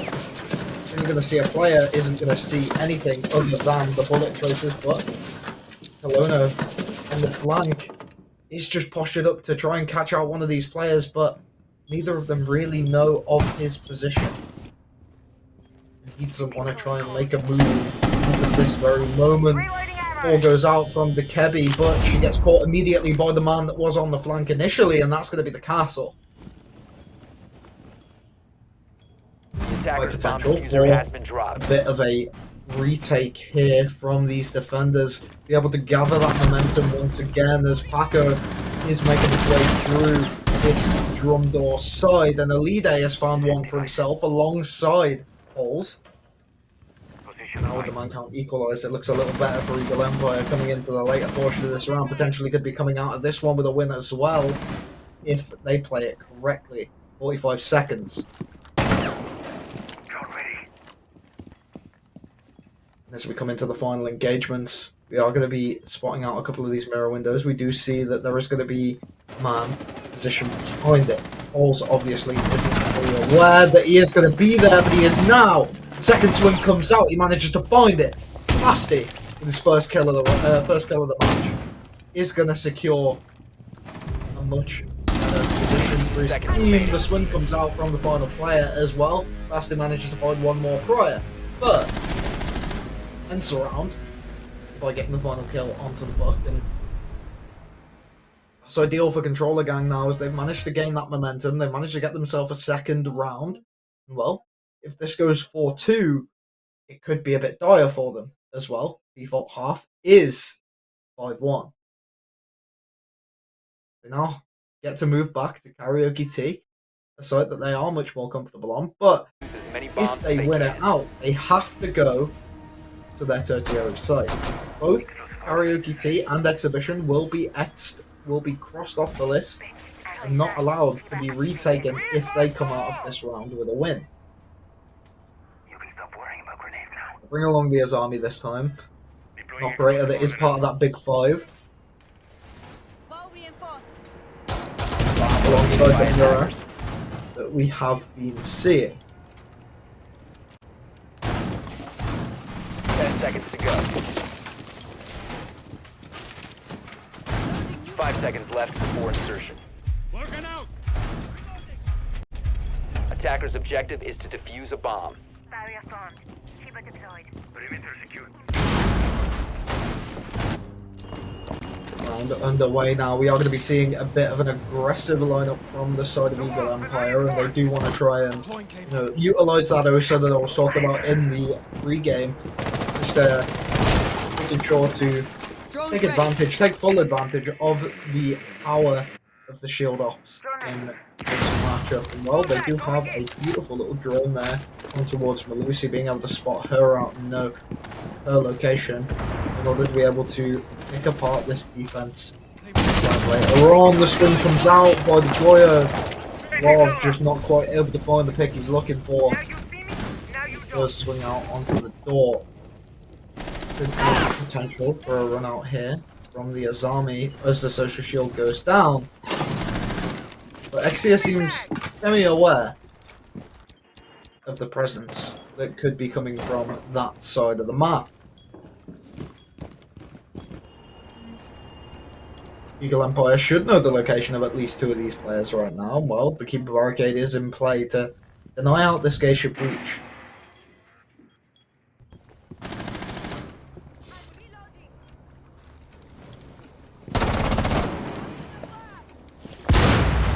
There is a lot of pressure coming towards these mirror windows right now, but the man on the jump out manages to find one, and that's going to be the opening pick and player advantage in favour of this side of Controller Gang as well. Looks like Paco wants to try and take the swing onto the man that's inside a drum, but the man inside a drum has other theories, I guess. Now we're going to be seeing more swings, and Eagle Empire aren't actually able to bring this cohesion to the position they would like. And well, if we see some overswinging here from Controller Gang, could see the round, well, fall flat on its face. Goyo going for the full run out as well. He sees the wire from this repelling man, but beautiful shot finds that kill, and he's just going to be doing his best Paolo impression, allergic to being inside of the building and baiting out these players in order to get himself better KD and potential to clutch out this round. Colonna, though, has other plans as he manages to put a bullet between his eyes, and well, when you've got a plan and you've baited the kills, it's a pretty big problem when you've got a bullet between your eyes, because that means it's over. Time out called for Eagle Empire, and it's the correct time to do it. I just knocked over a can. Thank God it was empty. Yeah, good time to do it, because realistically, you are falling behind. You do want to try and find these attacks. These attacks are more important than being able to find the defenses, because yes, even though Skyscraper has a default half of 5-1, it's a bit daunting to be at that scoreline.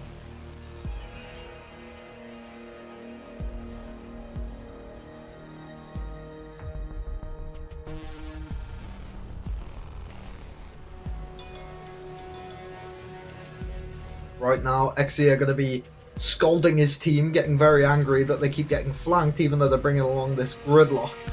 And I don't think it's too bad. Eagle Empire seem to be doing fine.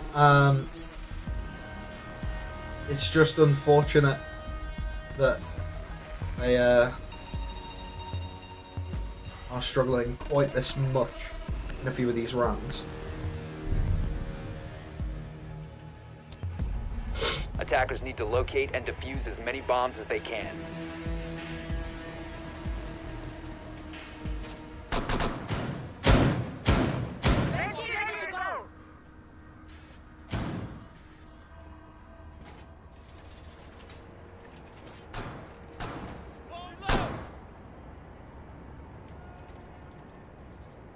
You can stop worrying about grenades now.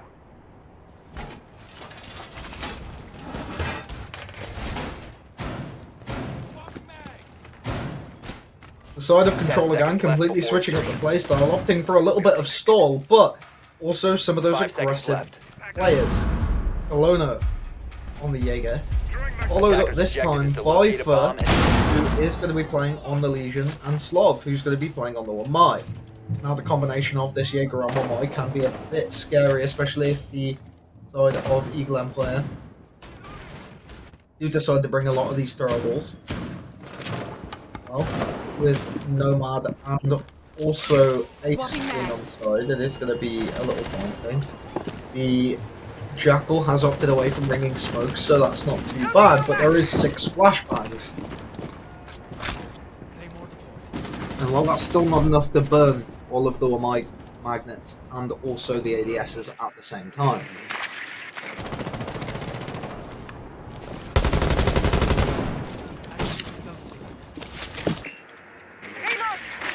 A lot of contention from Elide on this Geisha window, just trying to figure out the location of the Legion that is playing inside of it.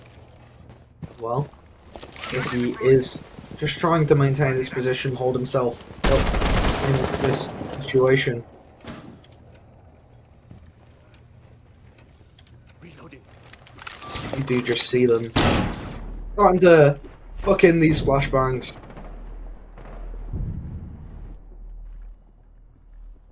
See if they can potentially get an engagement onto one of these players. Holes though has a man right round the corner, but I'm not sure if he's quite aware. Swings in, but decides to run away. Probably the right move.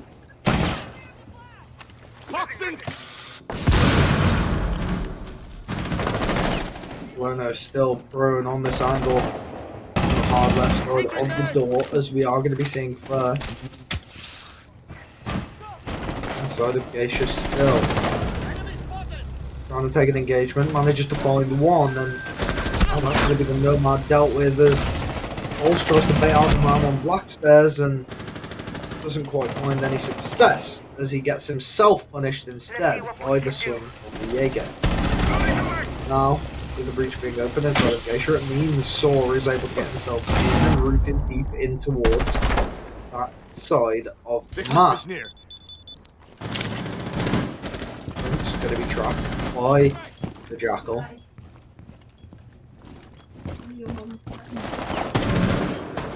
Now,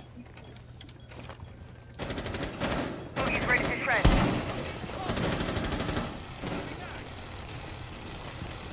there is just 15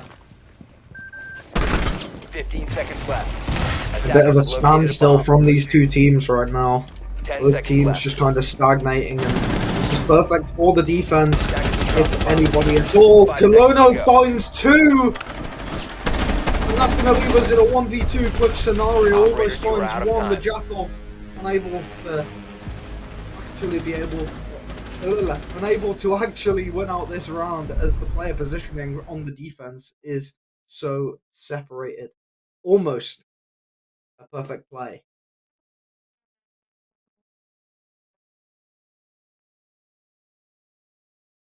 Lovely little lineup there as he manages to find both of them.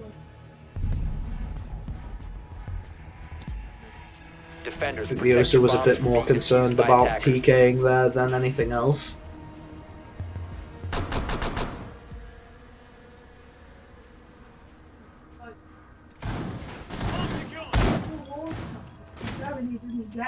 Extraction do device. that for no reason.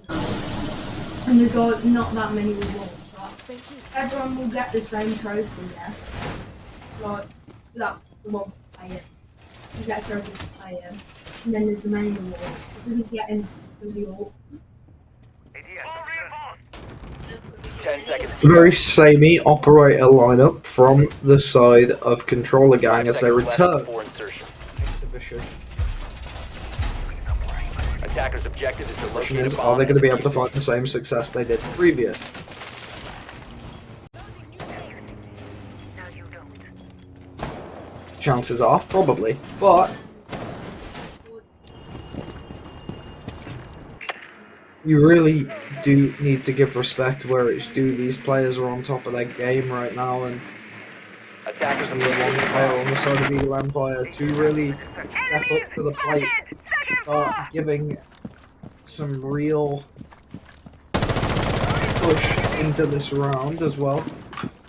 All we've really seen so far is trades and just some very safe playstyles. Saw at the moment leading the kill count, but managed to find 2 of his kills from baiting. Cover me. And now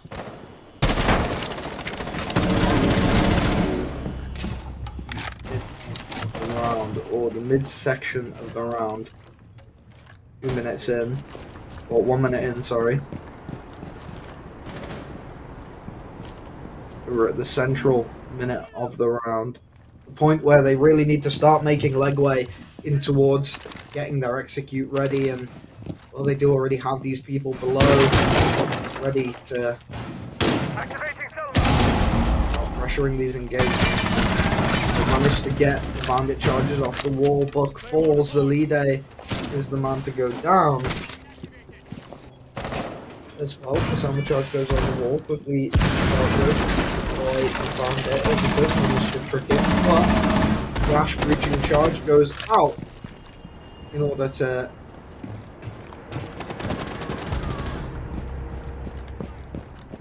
blow up that shock wire. But he finds one, managed to find another as Exia falls. Paco finds Colono, and it's looking so dire for the Empire right now as they're all going to be making his way in through this lower house door, this mudroom door.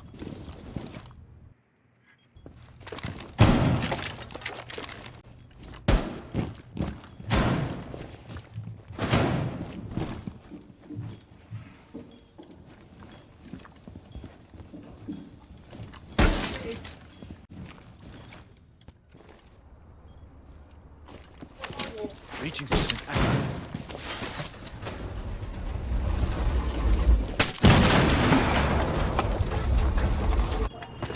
No, no, I just hope 15 seconds to go.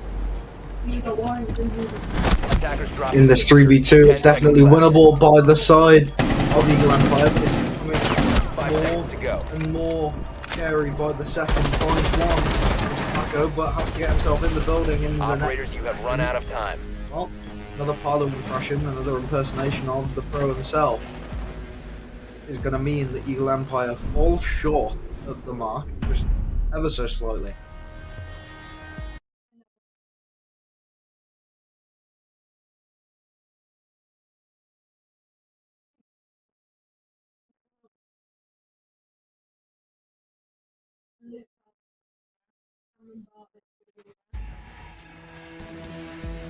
Attackers need to locate and defuse as many bombs as they can.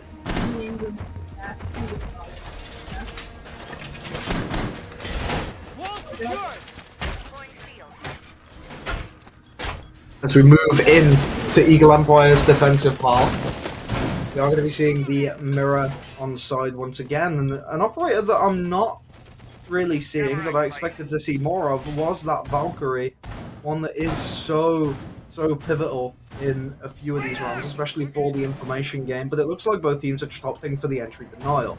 10 seconds left before Bring along the insertion. mirror, bring along the little traps, and well, the mute 5 as seconds well, to go. in order to deny out this information and give themselves a bit more potential. Mirror are going to be played Attackers' differently objective is to locate a for the bomb side of and Eagle defuse it. Empire, and I think that is, I was going to say, a more default strategy, but I think we have a double mirror set up in the middle of the bloody corridor. Actually, I think it's just one and then one engagement. But that's still kind of wild. Ying is going to be on side for the attack on Fur right now as he's 5 and 4. Getting himself ready to actually have some real potential. And the Ash falling first is going to be so detrimental for the side of Controller Gang. And losing that man so early on, especially with Mirror being so prevalent in these rounds, isn't going to be ideal as well. Now they have no way to truly deny it.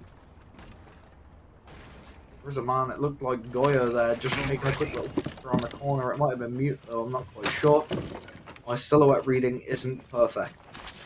Beautiful little shield skin that is going to be on the blitz Attackers have here, I located a like that. bomb. As he makes his way up the stairs. I don't get how shield skins are allowed. I mean, if we're not allowed, like, operator skins, why are we allowed shield skins? They cover the player. Well, smokes go out. There's no warden this time, but the C4 does detonate the Goyo canister, and that is going to give a bit of space for these defenders to actually remain safe. Mute. He's going to be captured up to eye up the blitz, and well, nearly gets himself shot at as another smoke goes out, so the blitz can run deeper into the corridor. Does punch the one mirror, but gets caught out by the impact grenade from Exia, and well, the TCSG of Goyo is going to be there to clean up a second. Now, Colono and his teammate of the Ying have to try and find the remaining 4 kills. One has already been found. Well, the back over onto Colono, it's going to look ever so much more dire. Mandela goes in alongside a smoke grenade, and 45 seconds left on the clock means he's got time to rotate as he's managed to get himself off the rappel and is going to be rotating himself around towards these black stairs. Instead, opting to go over towards main as well, Goyo is going to be over on this side, drops the hatch and is going to be trying to come up from behind on the flank and isn't quite known yet by the Ying of Fur, as he has managed to spot him out, finds that kill and doesn't quite know the remaining 2 players. Notices one, and just some shots off. Thinks the last man isn't in the corner, thinks he's on the mirror window, and well, that's going to cost him his life, as the missed drone doesn't quite find out the location of the mute. The misplay on the flank cams means that, well, they had no true sight of the site. Like Eagle Empire did in their round, pushing that, and even though it didn't particularly go well for the side of Eagle Empire, at least they had a bit more Protect your information. bombs from being defused by attackers. Round number 2 of Eagle Empire's defensive half is starting to look promising, as they did win out the previous round, and well, the only reason they lost a player in the 3 versus 1 is simply because of that overextending. Goyo could have remained inside of Asia and actually kept himself relatively safe and used the hatch as a last-ditch effort, but instead decided to scrap his backup plan, try and go for a flank. 10 Got himself seconds to caught, and insertion. that's going to be him dealt with in that previous round. And that is the only reason they 5 lost a seconds to player. go. Over swinging. Something I seem to bring up all the time with Eagle Attackers are Empire. moving out to locate a bomb and defuse it. Setting the turret. Defense is online. As we move into this round though, we aren't going to be seeing any shield play as of right now. We're seeing a lot of execute heavy operators though. The Claymite, the Thatcher, the Capital, to name a couple, alongside the Gridlock. Well, doing an impact over the wall, Exia goes for the run out, isn't able to find it, and instead gets himself caught. Double droning now is Colono's teammates, as he's made his way inside of the building and is going to be on the karaoke queuing side towards the black stairs. We're just clearing the debris out the way of the window. Potentially going to be trying to take one of these engagement. Colono just watching them in the castle barricade from a distance. He's going to be able to find the pick he's looking for, but does make it a little bit more harder. this man to do anything. Is that a warbug on the Attackers have thermite? located a bomb. I'm not completely certain, but if so, that'll be the second time in the last couple of days that we've seen that. Device is going dark. The grenade goes through into the meeting, and it's gonna deny any of this utility that is placed on the close side of the door. Second floor.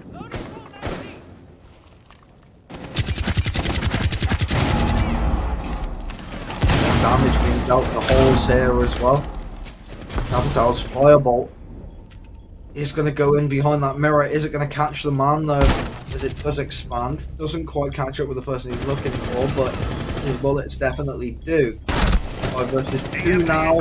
Make that a 5 versus 1. A Saw going to be left all alone, everything to do, and the flawless round comes out as well. Alono comes onto the angle and manages to find his man very, very swiftly.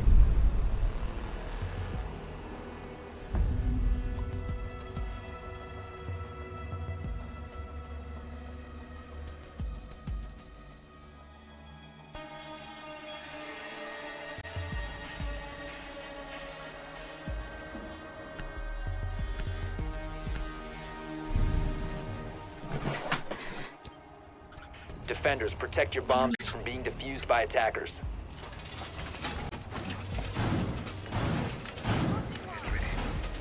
Using shield. Reloaded. Bomb located by attackers. All reinforced.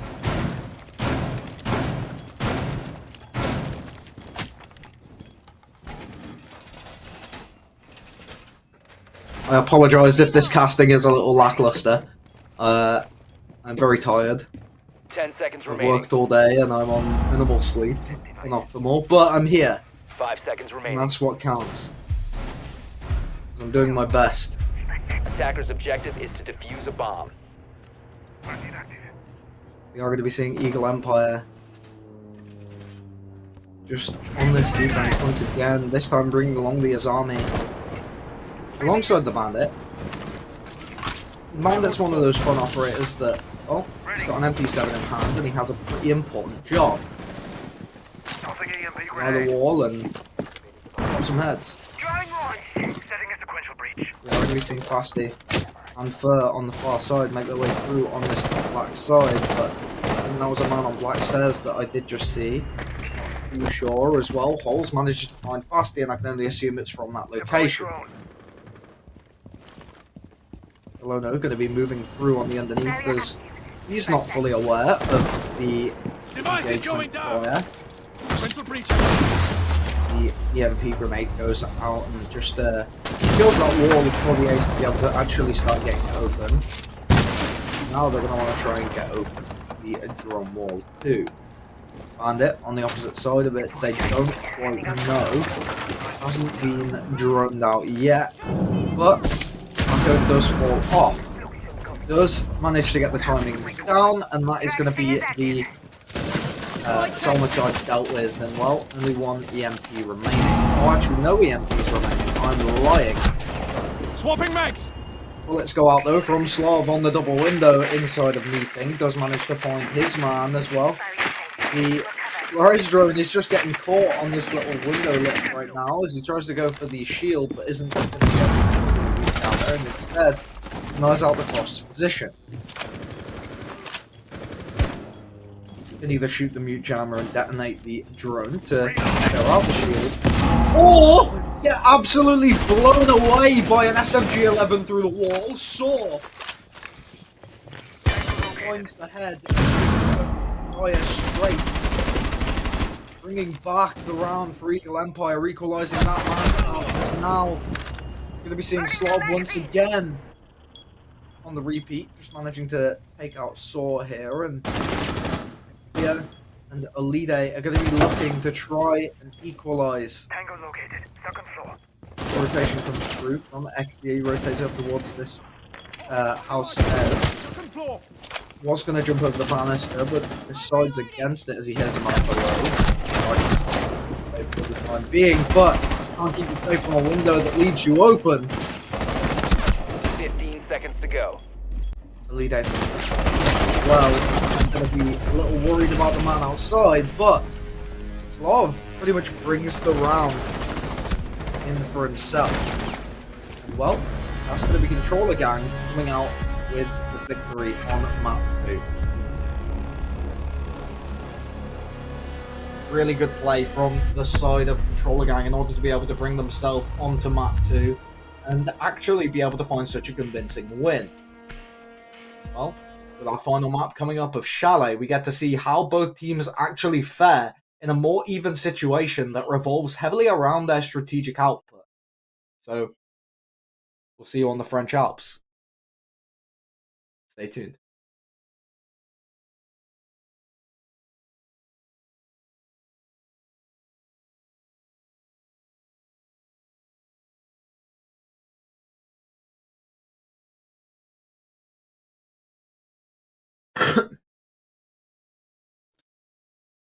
Hello, welcome back. We're going to be jumping into map number 3 of Eagle Empire versus Controller Gang. Not in that order because Controller Gang's on the left. And well, it's 1-1. And this is probably everyone's nightmare. 1-1, 2 teams with relatively mediocre time management going to one of the slowest maps in the game. One of the maps that requires a lot of this utility usage and a lot of this, sort of pressuring of these power positions. Very European playstyle of a map, and it's played pretty much the same way across all regions. So more than likely, I can imagine, we will see a very slow game. Flores is the first operator to hit the deck, which isn't shocking, but I also don't really see Eagle Empire banning out a shield. So, I think my saving grace here is that Monty since the patch, has been making games faster.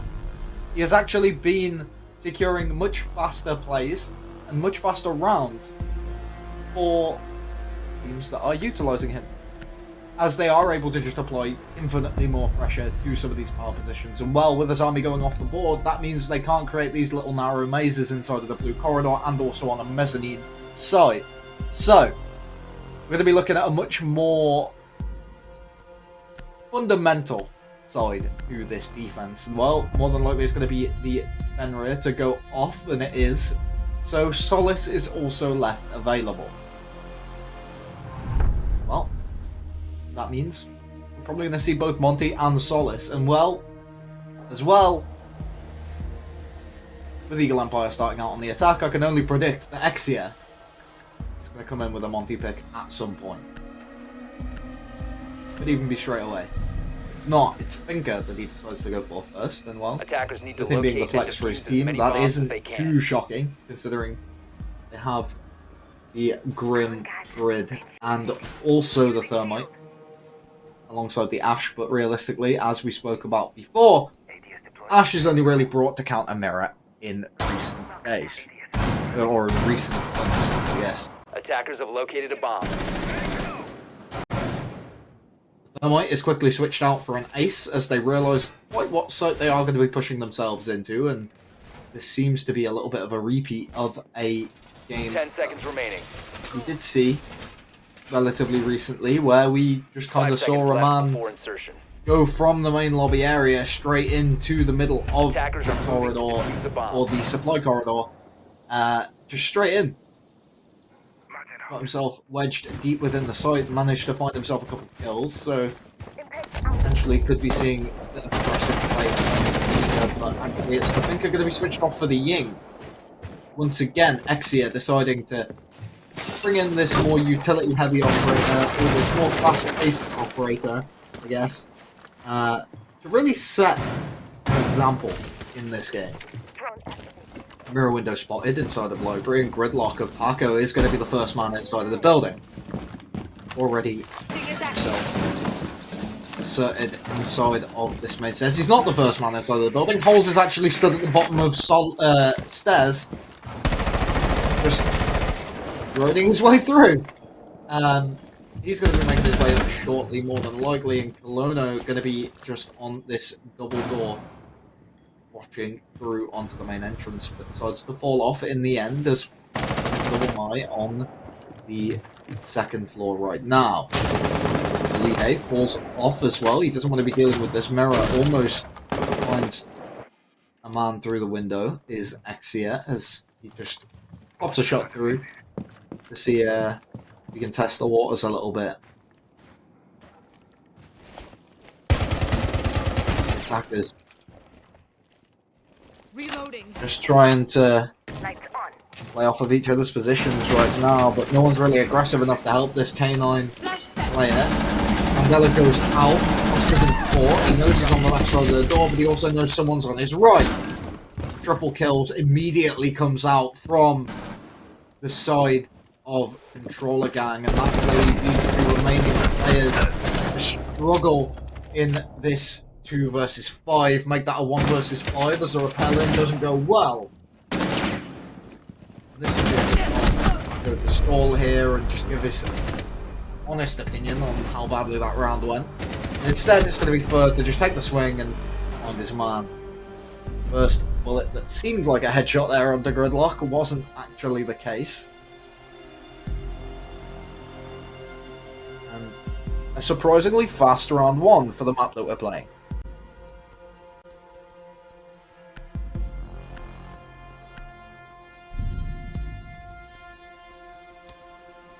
Attackers need to locate and defuse bombs.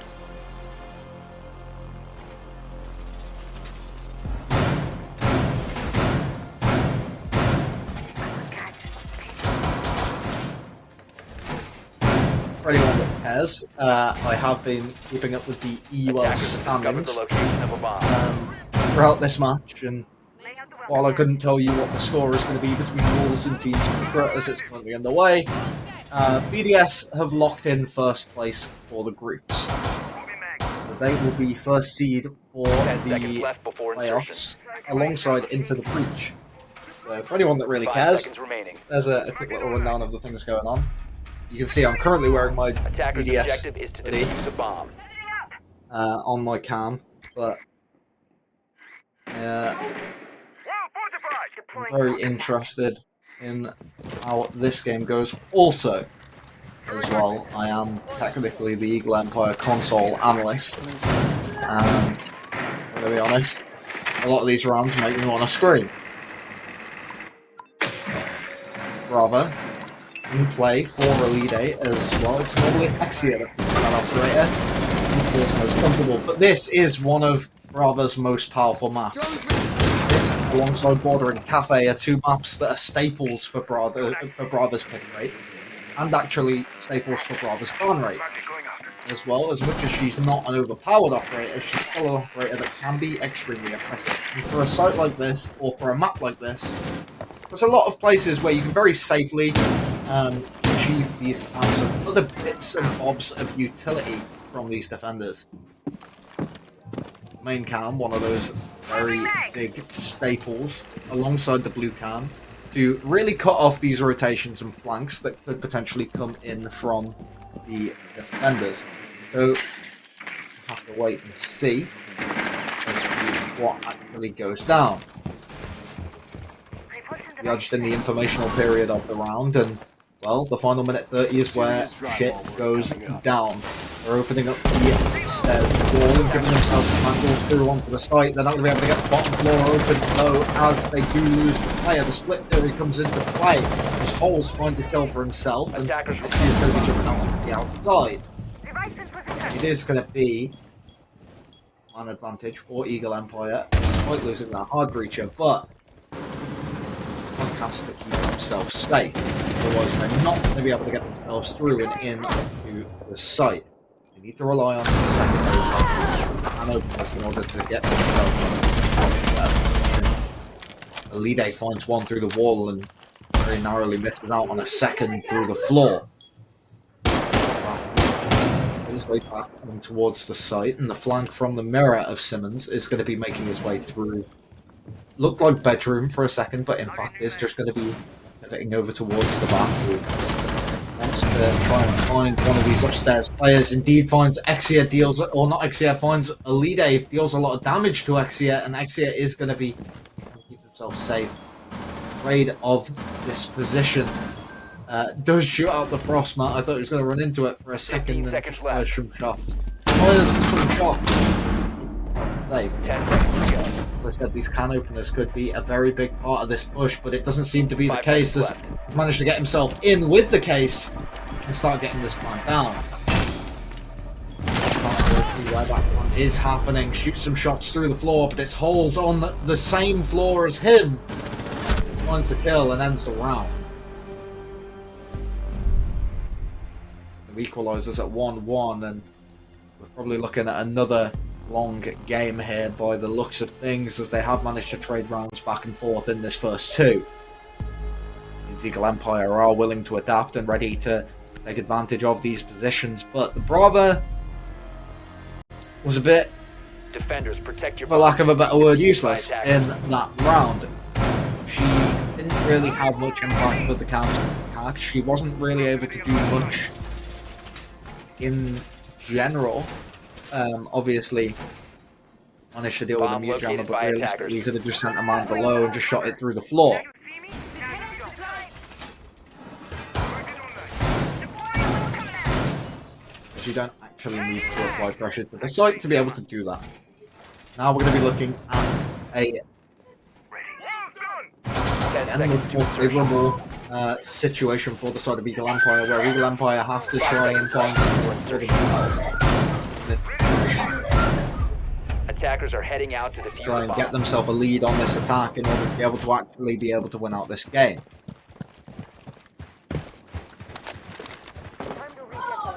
My sister's being loud for the sake of it to piss me off. And we are just going to be looking at the Eagle Empire getting themselves ready to try and apply some pressure on these players that are going to be getting quite aggressive in the early round. Trying to take it outside. It's probably going to be that one Myers. He ran himself out onto the 29. I'm just going to be re-attempting the site of Kitchen. I'm not sure on specific site win rates, but particularly inside of Pro League, it is around a 70% win rate for the Kitchen site. The highest win rate site on this map, and also one of the highest win rate sites in the game.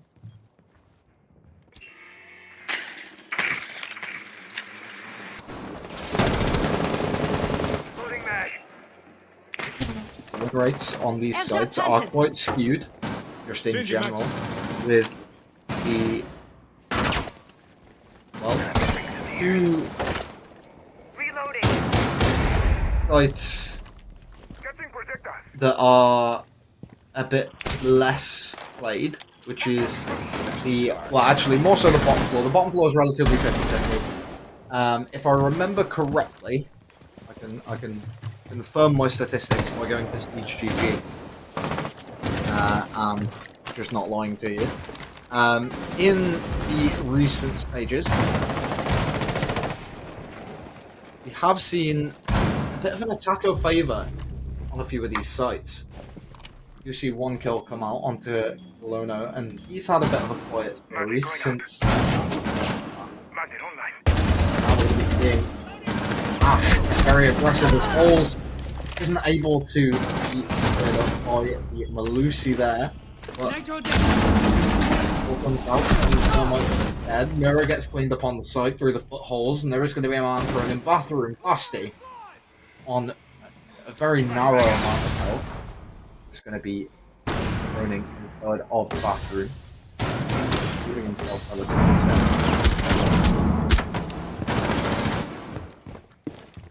Seeing what Attackers are activating the bomb diffuser.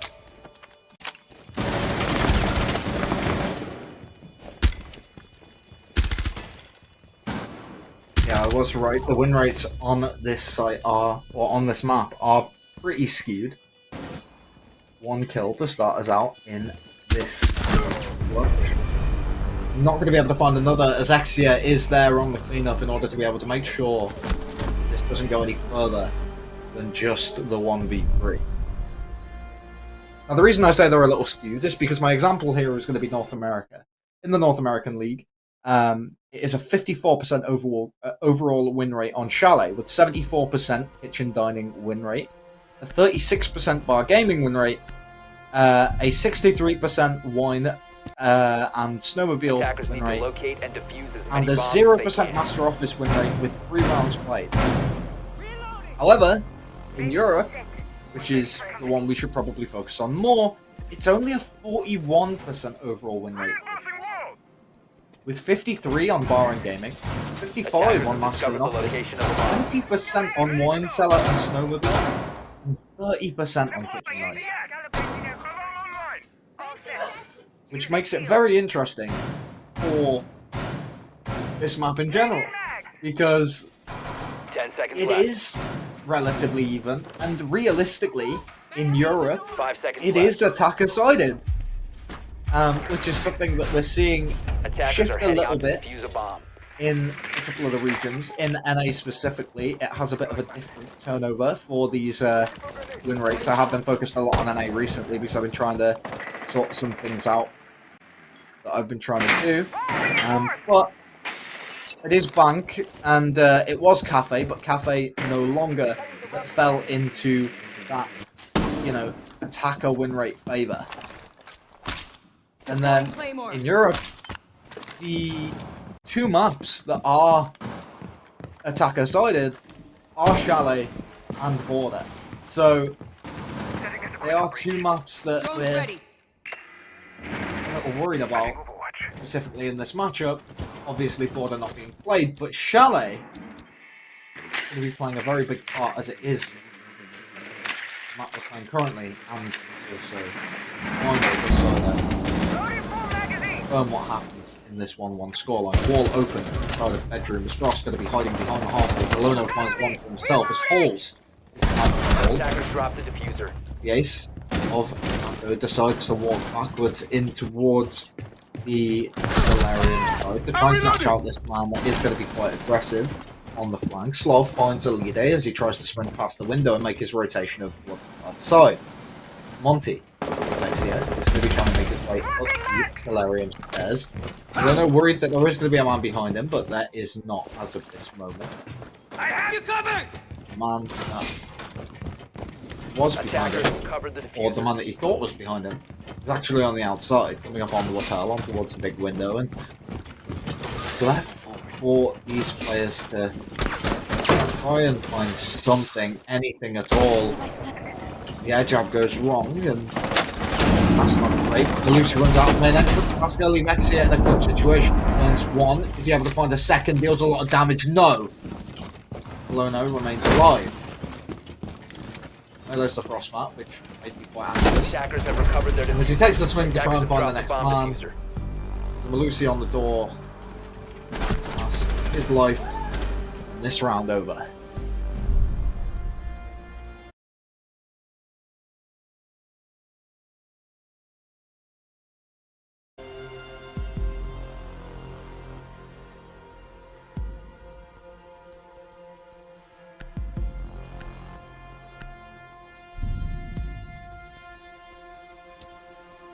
Attackers need to locate and defuse as many bombs as they can.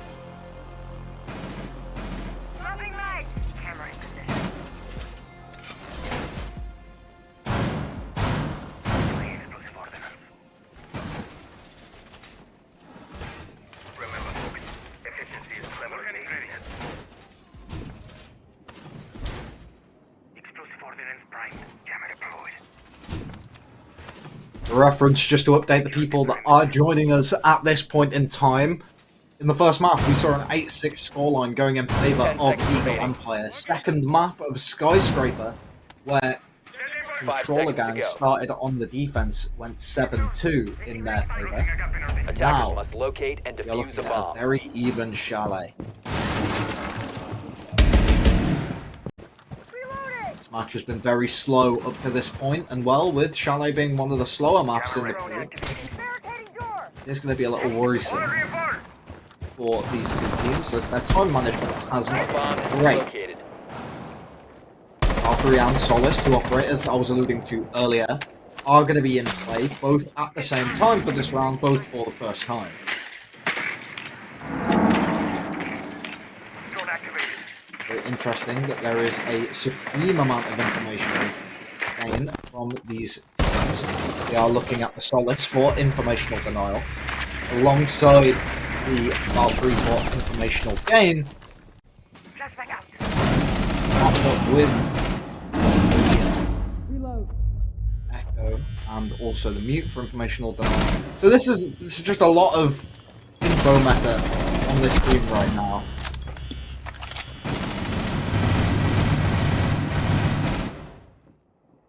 Camera activated. There is a bit of contention coming out side of Controller Gang. They've managed to find 3 so far, but 1 is on the return. Well, sliver of HP. He's Fasty gonna be, well, fighting for his life inside of the kitchen. Almost catches a stray bullet from Saw, but the reaction time just isn't quite there.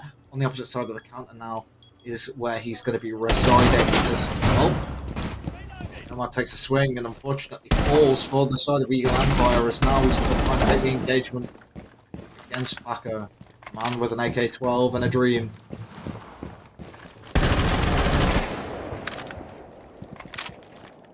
Moving over towards this trophy side, a man potentially above is going to be opening up those holes. He does spot them Attackers out. bomb diffuser has Jumps been in the window dropped. anyway and gets himself caught by the SMG-11 Simmons. Ends the round. Leaving us to 3-2 in favour of Controller Gang.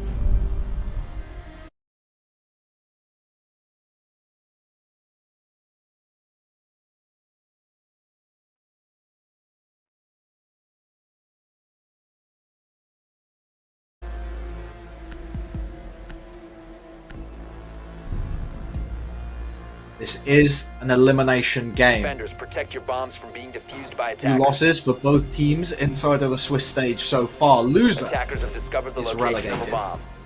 the winner moves forward. There's yet another SC3. Swapping mags.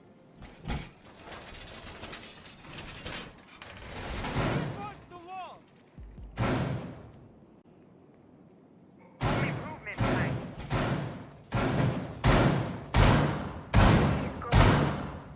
Well, in this round, by the looks of things, we're going to be seeing Eagle Empire start to get active 10 seconds left. in the far side.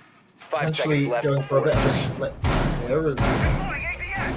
I think they're gonna Attackers are probably moving to wanna defuse try the and bomb. apply some pressure on this highway.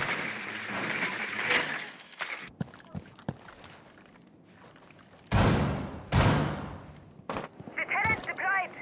Holes. Just looking out for bedroom right now, just watching through the window to see if anybody does decide to try and make an approach on that side.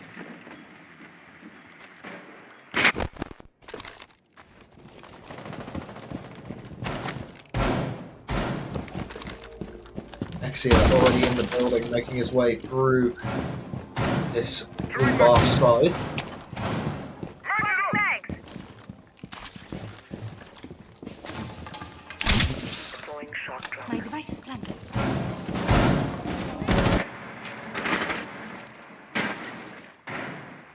Not really a grand amount going on right now, but someone really needs to pick up the pace on the side of Eagle Empire because realistically they can't do this all Drone is ready day. to go. The drone work very slow from Elide, which understandably, yes, he is on the Twitch, he's looking for utility that he is able to zap and take away, but with him being used, well, with him just using the drone in general, therefore, that informational gain, with how slow it was, it's not ideal.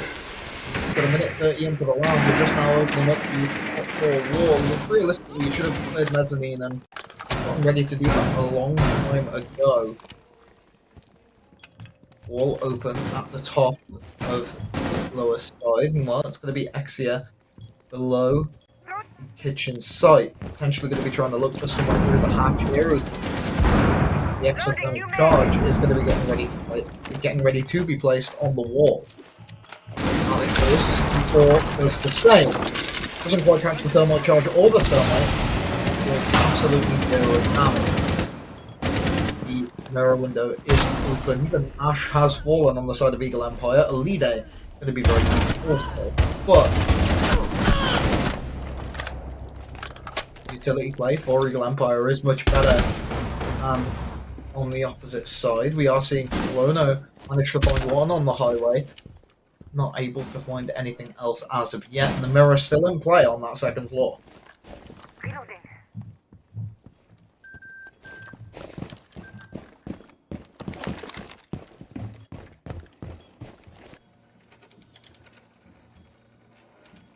Magnet will watch over us. We are protected. 15 seconds remaining. Nothing back! Smoke grenade! 10 seconds to go. SCF opens up the off wall and gets himself ready to come in for a plant 5 back seconds over to time, go. plant in the smoke. Instead, planting behind Charlie and Attackers activating the diffuser.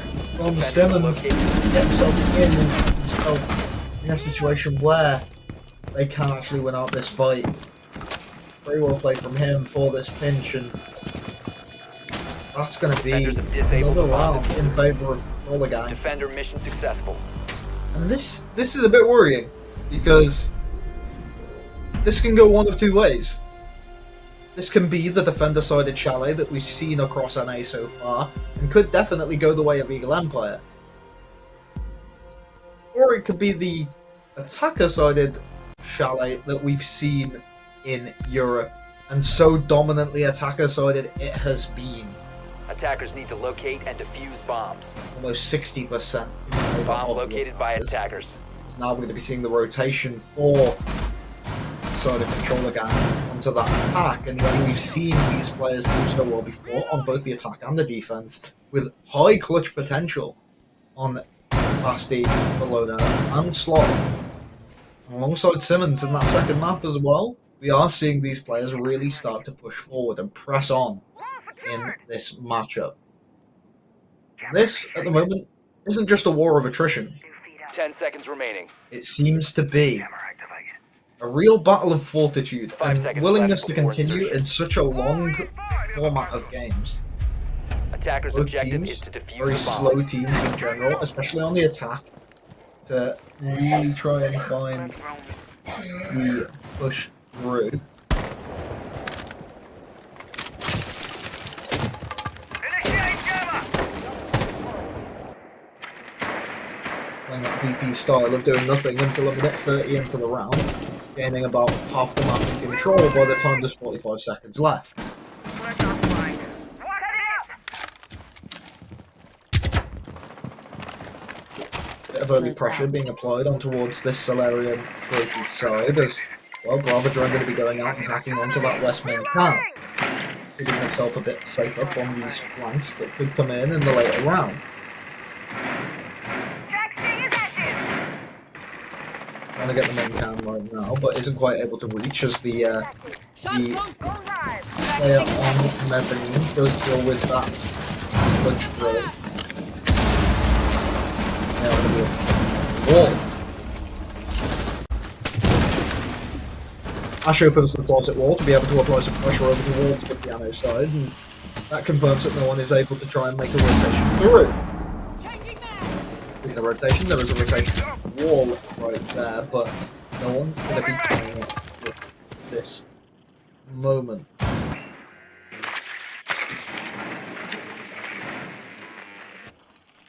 Frost of Saw has fallen off onto this upstairs shield. They do know there's a frost map behind it now. They're going to get the utility to get themselves into a position where they can deal with it.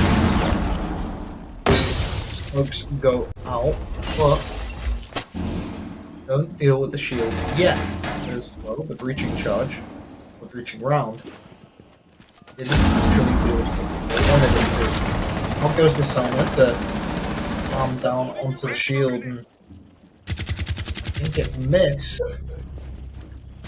As Frost is still going to be active here. This smoke is lasting a very long time. Is that a bug, or have they just refreshed that smoke? I'm assuming it wasn't a bug. It just seemed to last forever. They managed to find kill to trade out in the end, but a double quickly found by Simmons, and that's going to be very close to a round for the side of Control Gang, and well, as Colonna points back on the supply corridor, that is going to be timeout for Eagle Empire at 5-2.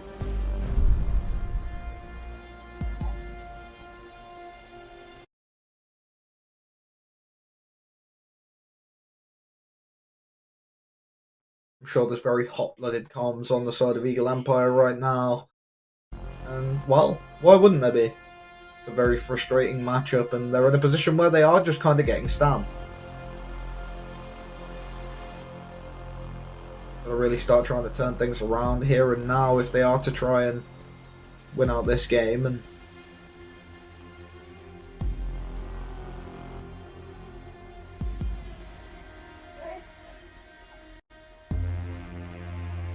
we will have to wait and see.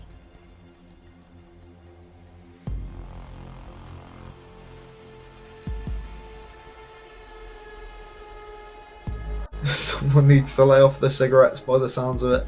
It's not me, man. My sister's just a twat and like putting on a heavy cough.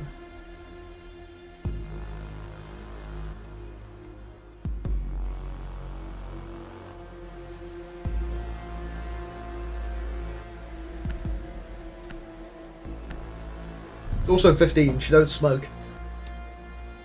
Attackers need to locate and defuse bombs. Bomb located by attackers. Camera activated. Shield deployed. I sent a text message from my friend. Camera activated. Getting back into a dog training, which is nice. I am completely going off the rails.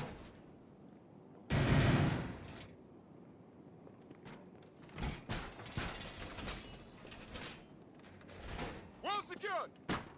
10 seconds remaining. Defense is up.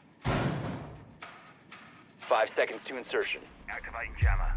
Doorway secured. Attacker's objective is to defuse a bomb.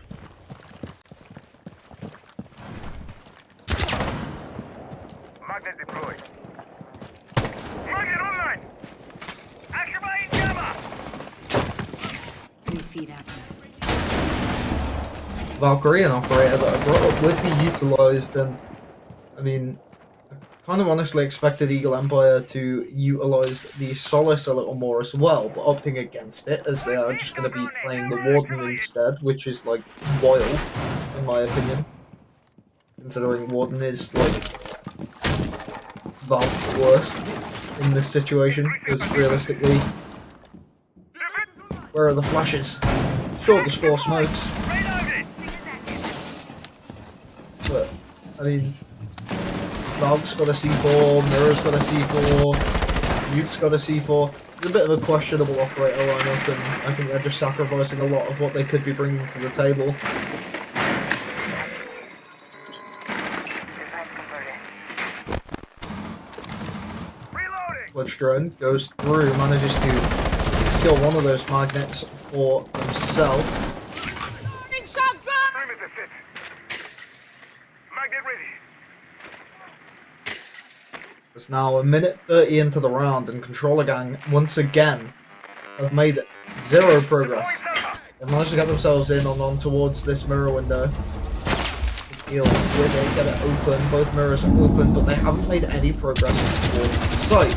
Trying to isolate this man in the corner of library, but realistically, if he just sits still, they have to push him. And then at that point, we've got the shield at the top of the blue stairs and the man on mezzanine. Warden tries to catch out the man. Passing through the double door, but it's a lead A to find 2 for himself before getting shut down by Slav.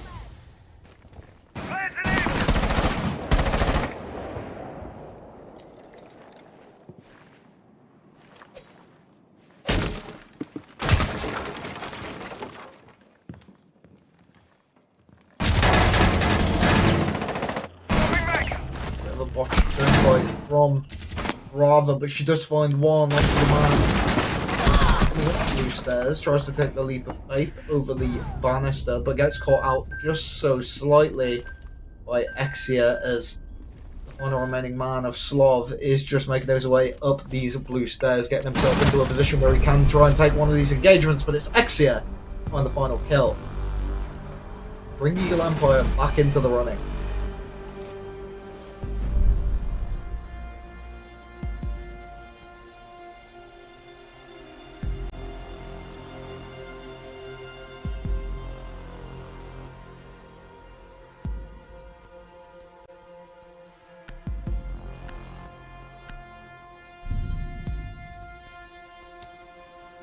Defenders, protect your bombs from being defused by attackers.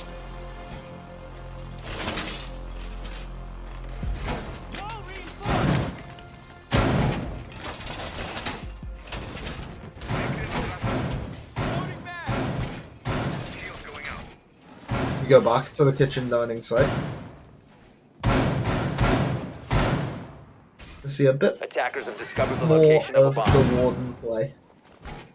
An operator that I love so much and do not think is useless. 10 seconds left. 5 seconds left. Realistically, you want my opinion, ban Ying, don't play Warden. Enjoy the view. Attackers are moving to defuse a bomb. None of you probably want my opinion. I just think he's terrible in a lot of these situations. Deploying welcome People pack. just seem to overhype him.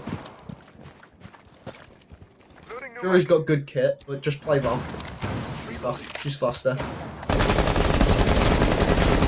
It's more to your team. Play Val, bring a C4. Who needs to see through the smoke when you can blow it up?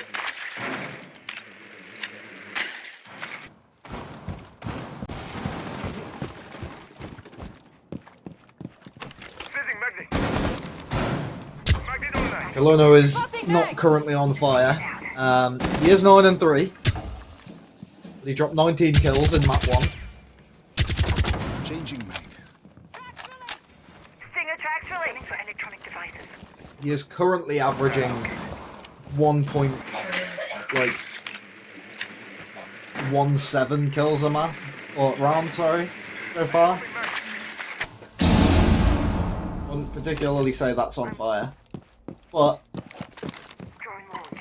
it's definitely not a bad scoreline as well. He manages to secure one more for himself. It's going to bring him up to the 1.25. Meaning before it was a 1.13 probably.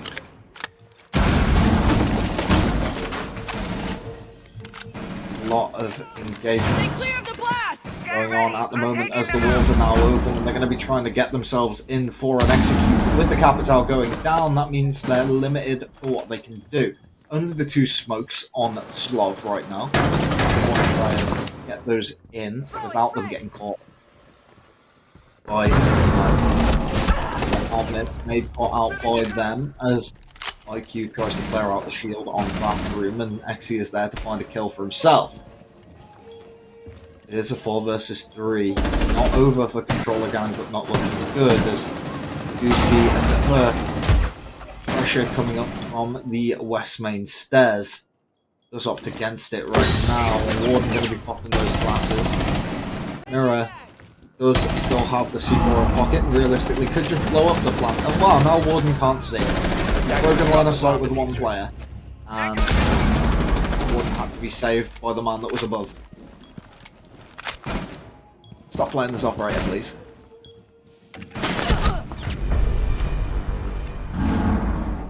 Saw managed to find one in the end. Or Saw, sorry. Managed to find one in the end. Below.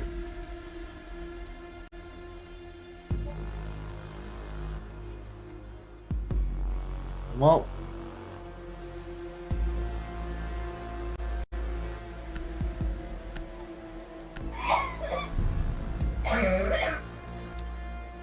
Attackers need to locate and defuse bombs.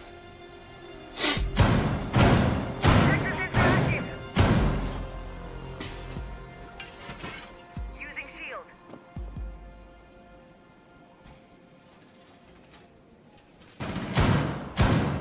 Reload.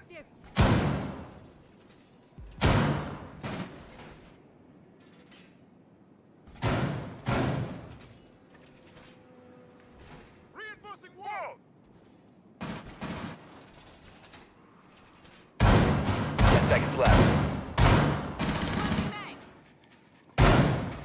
5 seconds left. However, the Attackers must 19 kill locate and curse defuse a bomb. for map 1 doesn't elude controller gang, as well. We all know they did lose that map. Going out. Camera active. Target ready. We're going to see a bit more from them as a team rather than just an individual if we're going to see them come out of this map with a win. Obviously, they are currently ahead, but Eagle Empire really right now as they've been caught out by a drone, which is pretty ironic. A Twitch drone at that, as now we're going to be just moving ourselves over, and instead of hacking the cams, denying the information, as that is exactly what Solace wants to do. Also, as she's trying to do some damage, or gets opened due to Solace's negligence.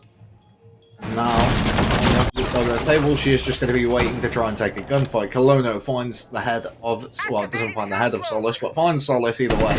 Is now going to be taking a re-swing on towards the kitchen. Doesn't notice Exia. And as Fasty comes for the swing out, Sar is still going to be pressed against that wall and gets himself caught. Exia is the only man to find a kill in this round so far. This could be the lead up to the 6-4 point for the side. All again. One going down. I'm pretty sure Exia was just looking at a guy and didn't quite realise. It is a 2v3 situation. A lot better for Eagle Empire than it was in the 4v2. The attacker's bomb diffuser. Nate goes out and catches Exia, doesn't decide to run away, didn't realise it was as close as it was, and the attackers win the round by firing blindly through smoke and catching out of Frost. Very, very unfortunate. So now we're going to be seeing the 6-4 scoreline for the side of Controller Gang. Controller Gang ready to take this all the way. One round stands between them moving forward in this tournament.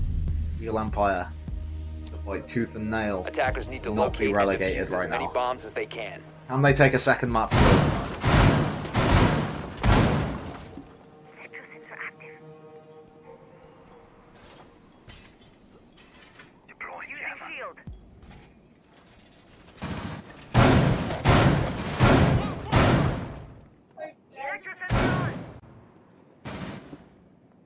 Increasing our defenses. The remaining is up. At the moment, the Eagles looking less like eagles and more like pheasants down the barrel of 10 a seconds scope. left before insertion. As we are in potentially what 5 could be seconds the left. final round of this game and of this series. Attackers must locate and defuse a bomb. Reloaded. Mag it out. You can see something big here from the side of Eagle Empire as they are just spotting out these castle barricades. At the moment, just falling very short at the moment, but they are just looking.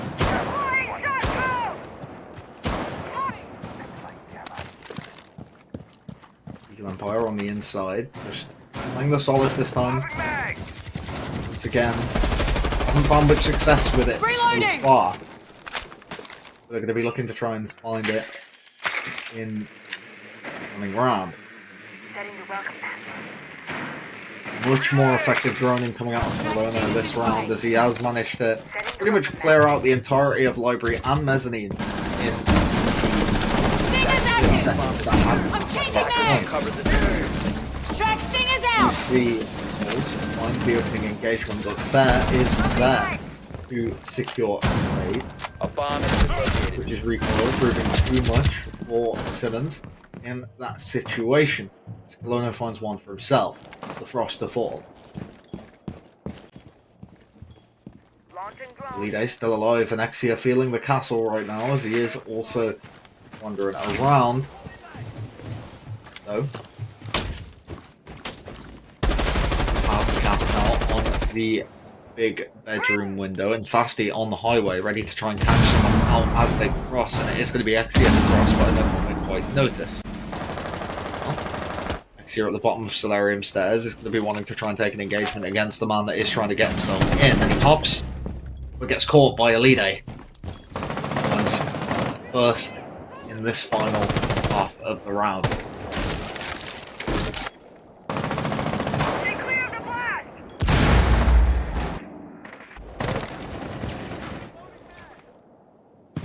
Two big dogs right now for the side of Controller Gang, still alive, ready to take these engagements, and the same on the opposite side.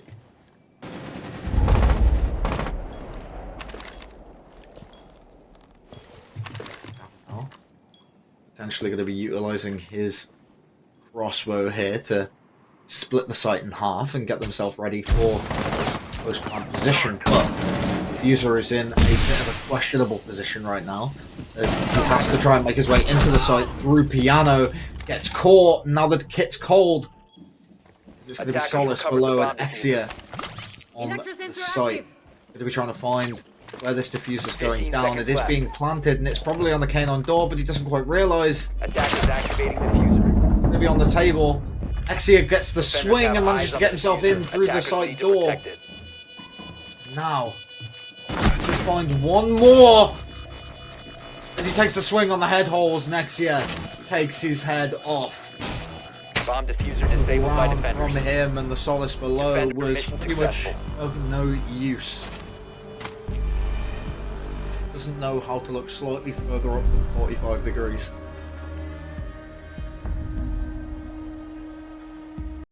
(6-5). Still in favour of Controller Gang, but much closer for Eagle Empire now, if they've managed to get consecutive wins. This, at one point, was very, very one-sided.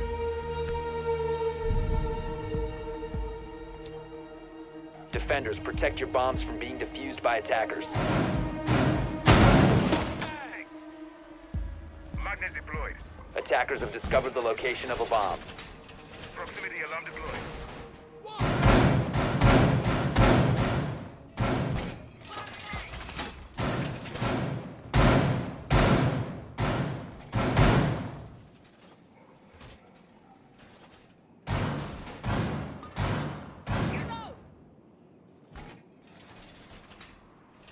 This, at one point, 10 for seconds reference, remaining. was a 5-2 game in favour of 5 Controller seconds to Gang. go. Attacker's objective is to defuse a bomb. And now it is infinitely closer. As, well, Eagle Empire. Less like peasants, more like eagles again, as move Reloading. into round 12. Potentially going into overtime here if Eagle Empire are able to maintain the stature they had in the last few rounds. Enemy inbound. Door barricaded off on Piano is going to delay a little bit of time and more than likely just give them a bit of a commute or when they actually start getting themselves in. Library already pretty much completely droned alongside Mezzanine and Blue, so Nasty is completely fine with getting himself in and, well, living up to his name. Checking the wall to see if there is a new javelin on the side, and it seems to him that there isn't. Doesn't find anything. Colono takes a lot of damage and tries to get aggressive on towards the head holes, but doesn't quite find anything for himself. Wall being opened below, and that is what they're going to be looking for. First, as it is a kitchen dining site. Loading full magazine. Enemy deterrent. It is rotation up onto the second floor and just starting to open the really big fucking hole on the upstairs default plant wall. Both teams trying to read into the enemy team bringing an ace, but everyone deciding to bring along their thermite instead. That's what that stands for. It's not show anybody bolting through a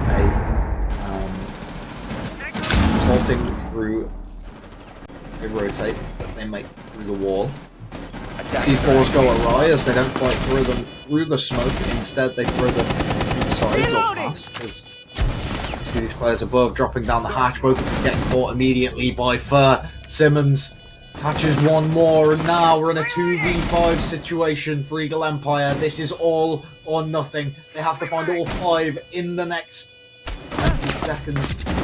Less than that, actually, as Spur managed to find 1. And it's a flawless round to end us off. Eagle Empire, a cut from the running. Controller Gang move their way forward.